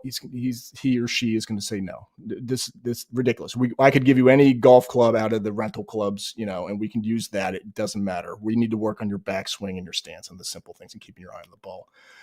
So my suggestion to traders is what is on this last slide here. And you can take it or leave it, obviously, like everything on YouTube. But having worked with all these traders in boot camp, I have found that this methodology, this approach is fairly effective. And I'll tell you, the best traders that eventually are produced by our boot camp do not trade like any of the people teaching them to trade. Not exactly. They are not rule by rule Thor disciples. They're not rule by rule Amen disciples. They're not rule by rule John disciples. They're not. They evolve into something else, and they evolve the best when they bring it back to a simple starting point and then slowly move forward. So my suggestion to them is always this. We want to find a place in the market where price reacts. That's the easiest way to start building a strategy is what does price react to? And really, we all kind of know price reacts to levels that everybody's looking at. So we want to be trading the same level that everyone else, that everyone else in Bearable Traders is looking at. We want to look at the same levels that everybody else and then the next trading community over is looking at. We want to trade the same levels that the guy at JP Morgan at his trading desk is looking at. We want to trade the same levels that even the commentator on CNBC is talking about during the trading day. And levels like that are like the previous day close, the PDC, very strong level. Just simply where the stock closed yesterday is a place where price does react. Notice I'm not saying whether it reacts higher or lower. I'm not saying how. I'm just saying there will be a price reaction often at these levels. Yesterday's high is one of my favorites that you just often, especially in this market lately, the past few months, the rejections of yesterday's high have been very clear. And similarly, yesterday's low, right? Pre-market high, pre-market low. You could pick some others, but you'll notice about these levels, they're all horizontal levels. They're all singular price levels. They're not they're the horizontal lines in your charts. They're not the squiggly lines. So what I mean by the squiggly lines are like the moving averages, VWAP, and some of the other ones, they're dynamic. They change. They're based on an average often or some kind of weighted average. And they move. It's not that price doesn't react there as well, that you can't build a great strategy off of that. It's just when you're starting out and you're trying to find something that definitely everybody's seen in the same place. The ones I mentioned are pretty much to the penny exactly what everyone's seen. VWAP is kind of based on and I'll just give VWAP as an example. I'm not picking on VWAP, but it's based on your data feed to a certain extent, or to a large extent, really. I mean, the data you're getting in that your trading platform can even average, to create a weighted average will dictate kind of where it lies. So what I mean by that is if you look on DOS, which we like to trade on, DOS Trader Pro, or you look on Trader Workstation, or you look on Thinkorswim, VWAP may not be in exactly the same place. And in some cases, it might be different enough that it would matter to, like, it would kind of affect your strategies depending on the size of the move you're trying to get. So the horizontal levels are great for beginners. And so pick one, do some observation. Everything's about screen time and trading. You have to sit here day after day and get your screen time, but choose one to watch. And just watch it every day. Get a bunch of stocks, that you can check on. I have a screen with 12 stocks on them, and it's easy to build a screen with 12 stocks and watch which one's going to come down and touch PDC, or which one's going to go up and hit PDC or whatever. It's not that hard.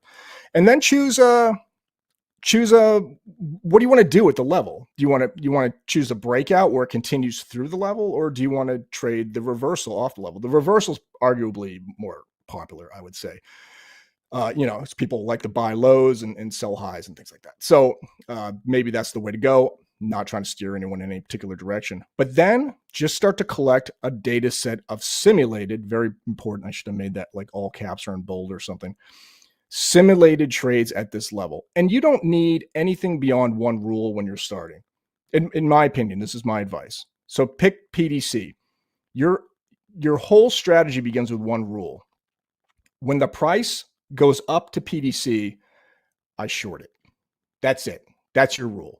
And start collecting simulated, not real trades, not your real money, but simulated trades, taking those PDC rejections of the price going up to PDC. And then, so the next question is always, well, where do you put the stop and the target? Guess. Take a guess. You don't know where it's going to go. You don't know where it should go. It's going to vary based on the price of the stock and the spread and other factors. Just take a guess. Just make a simple rule. I'm going to put the stop $1 above and the target $2 below. Whatever, So just start somewhere. That's going to be refined later. And then slowly add more rules as you observe the behavior of the price in these trades and start to watch what happens. A favorite rule I like to suggest, or a favorite thing I like to suggest people look out for, is what is the market doing while you're in the trade? So, if you can take a rejection of PDC to the downside, you take a short while the market is beginning to roll over, I can kind of guarantee you over the long term, that's going to produce a better result. It pretty much is, unless you're trading highly catalytic stocks every day that just do not care. But a lot of the stuff we're trading every day, Nvidia, Tesla, AMD, Meta, Amazon, there's a strong correlation with the market. At least all of them have a positive correlation. Some of them stronger than others. But that could be your second rule. That was the second rule I ever added to my high day break strategy. It was, my first rule was when the bid breaks the high a day, I am going to take the trade. That was the only rule I had when I started. And the second rule I added was I'm going to do this when the market's in the same direction that I'm trading. A little tricky, but you can work it out over time. Over time, add your second rule. Over time, add your third rule. Over time, add your fourth rule. Who's to say how long? It could take 2 months to add your second rule. That's day trading for you. This is a thing that takes a couple years. I like to tell people it takes 3 to 5 years to work all this out. And I don't think that's an exaggeration. And sometimes it's a bummer for people to hear, but that's kind of the truth. And so it may take months in between rules, and you may add rules that you eventually delete as well. They may go away, and that's okay as well.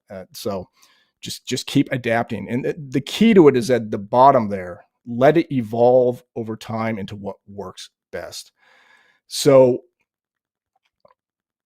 that's an interesting concept because I see it all the time in our boot camps, is that people start with like, this is my strategy, but at the end of the 90 days, it's not the same thing, but they can show me the path of evolution. It changed from this to this to this to this. And they're not doing 180 corrections on their strategies. They're not, the 180 correction is, I'm trying high day breaks. I don't like it. I'm going to try Camarilla reversals off R3. I don't like that. I'm going to try 5-minute Orbeez or whatever. Those are these 180 shifts in direction that people do all the time. It's a lack of faith built on small data sets where they just get frustrated too early. So let it evolve. Let it just change slowly over time. Add those rules, adapt the trade book, and I think you'll find your path to success in a good way. I think we can take a few questions if anybody has them in chat or on YouTube.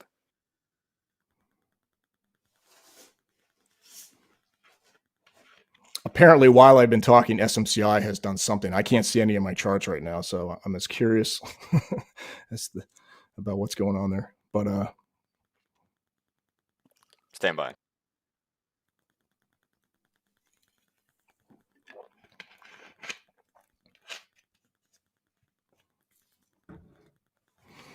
Newhouse has a connection there in our chat room at Bearable Traders. What do you use for backtesting?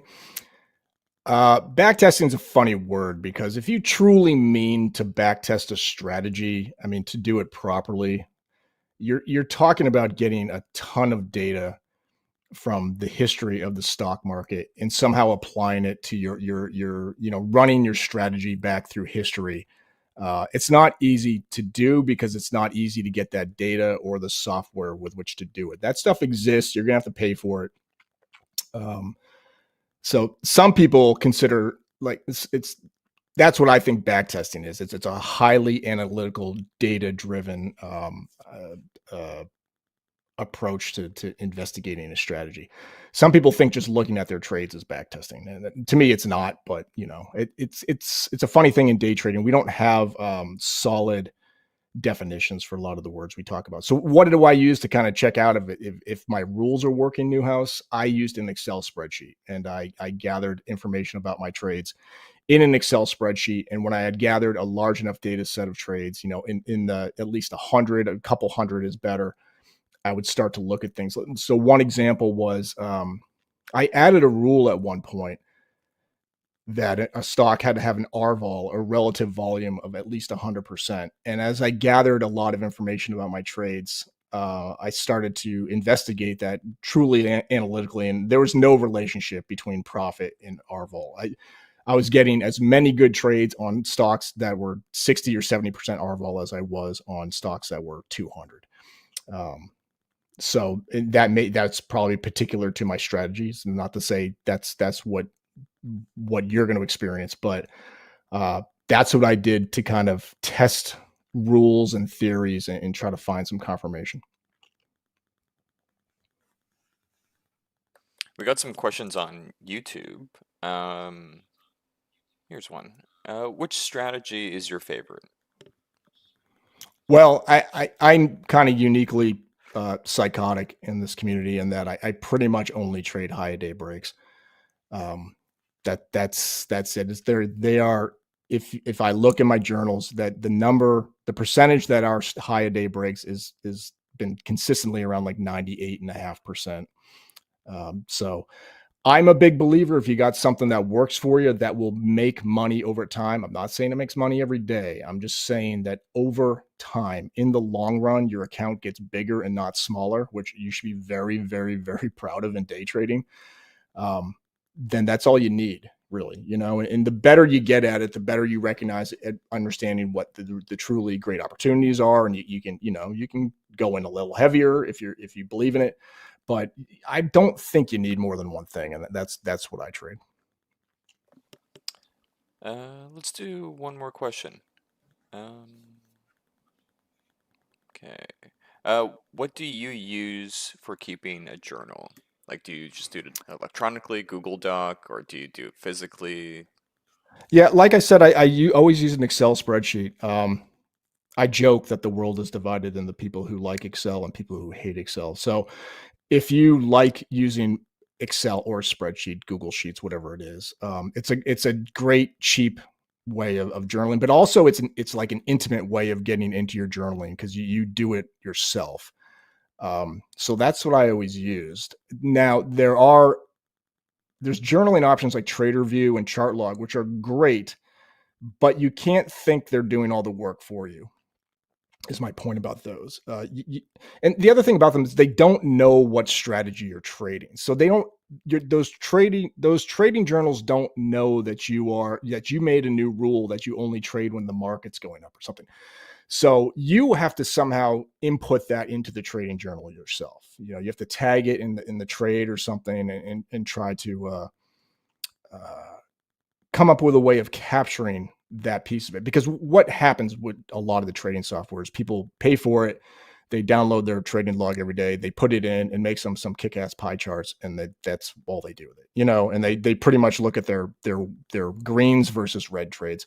And I don't think that's a really effective means of using it. So I think they're great, but you got to put in your own work inside of them as well. Great. Before we wrap, especially for the YouTube folks, you mentioned boot camp. I think boot camp's going on right now. So when would be a next opportunity for people to sign up for it? The next one starts in January, and I hope I'm not saying the wrong thing, but I'm pretty sure the registration's open now. I mean, if it's not, then you can't. You'll know when you get to the website. But if you go to peakcapitaltrading.com, you can go find the registration there. Great. In fact, I'll type that into the YouTube in case that's not coming through clearly. But that would be perfect. Thank you. Trading.com. There you go. And I think we'll put it in the community chat as well here in BBT, but I think it's going to get drowned out by SMCI comments. Yeah, it looked like it halted for a bit. That's bonkers. Yeah. Not a day where I'm getting any trades, and that's okay. This market is, look at it. It's been selling off since it opened, and there's just not really been any opportunity for those high day breaks. So we come back tomorrow. It's no big deal. My account will be the same size tomorrow as it was this morning, and there's absolutely nothing wrong with it. Yeah, good luck out there. Okay, I'll let you wrap it up, John, and we'll sign off. Thanks, friend. Yeah, that's all I got. Good luck to everybody. Be safe out there. Great. Okay. See you guys tomorrow.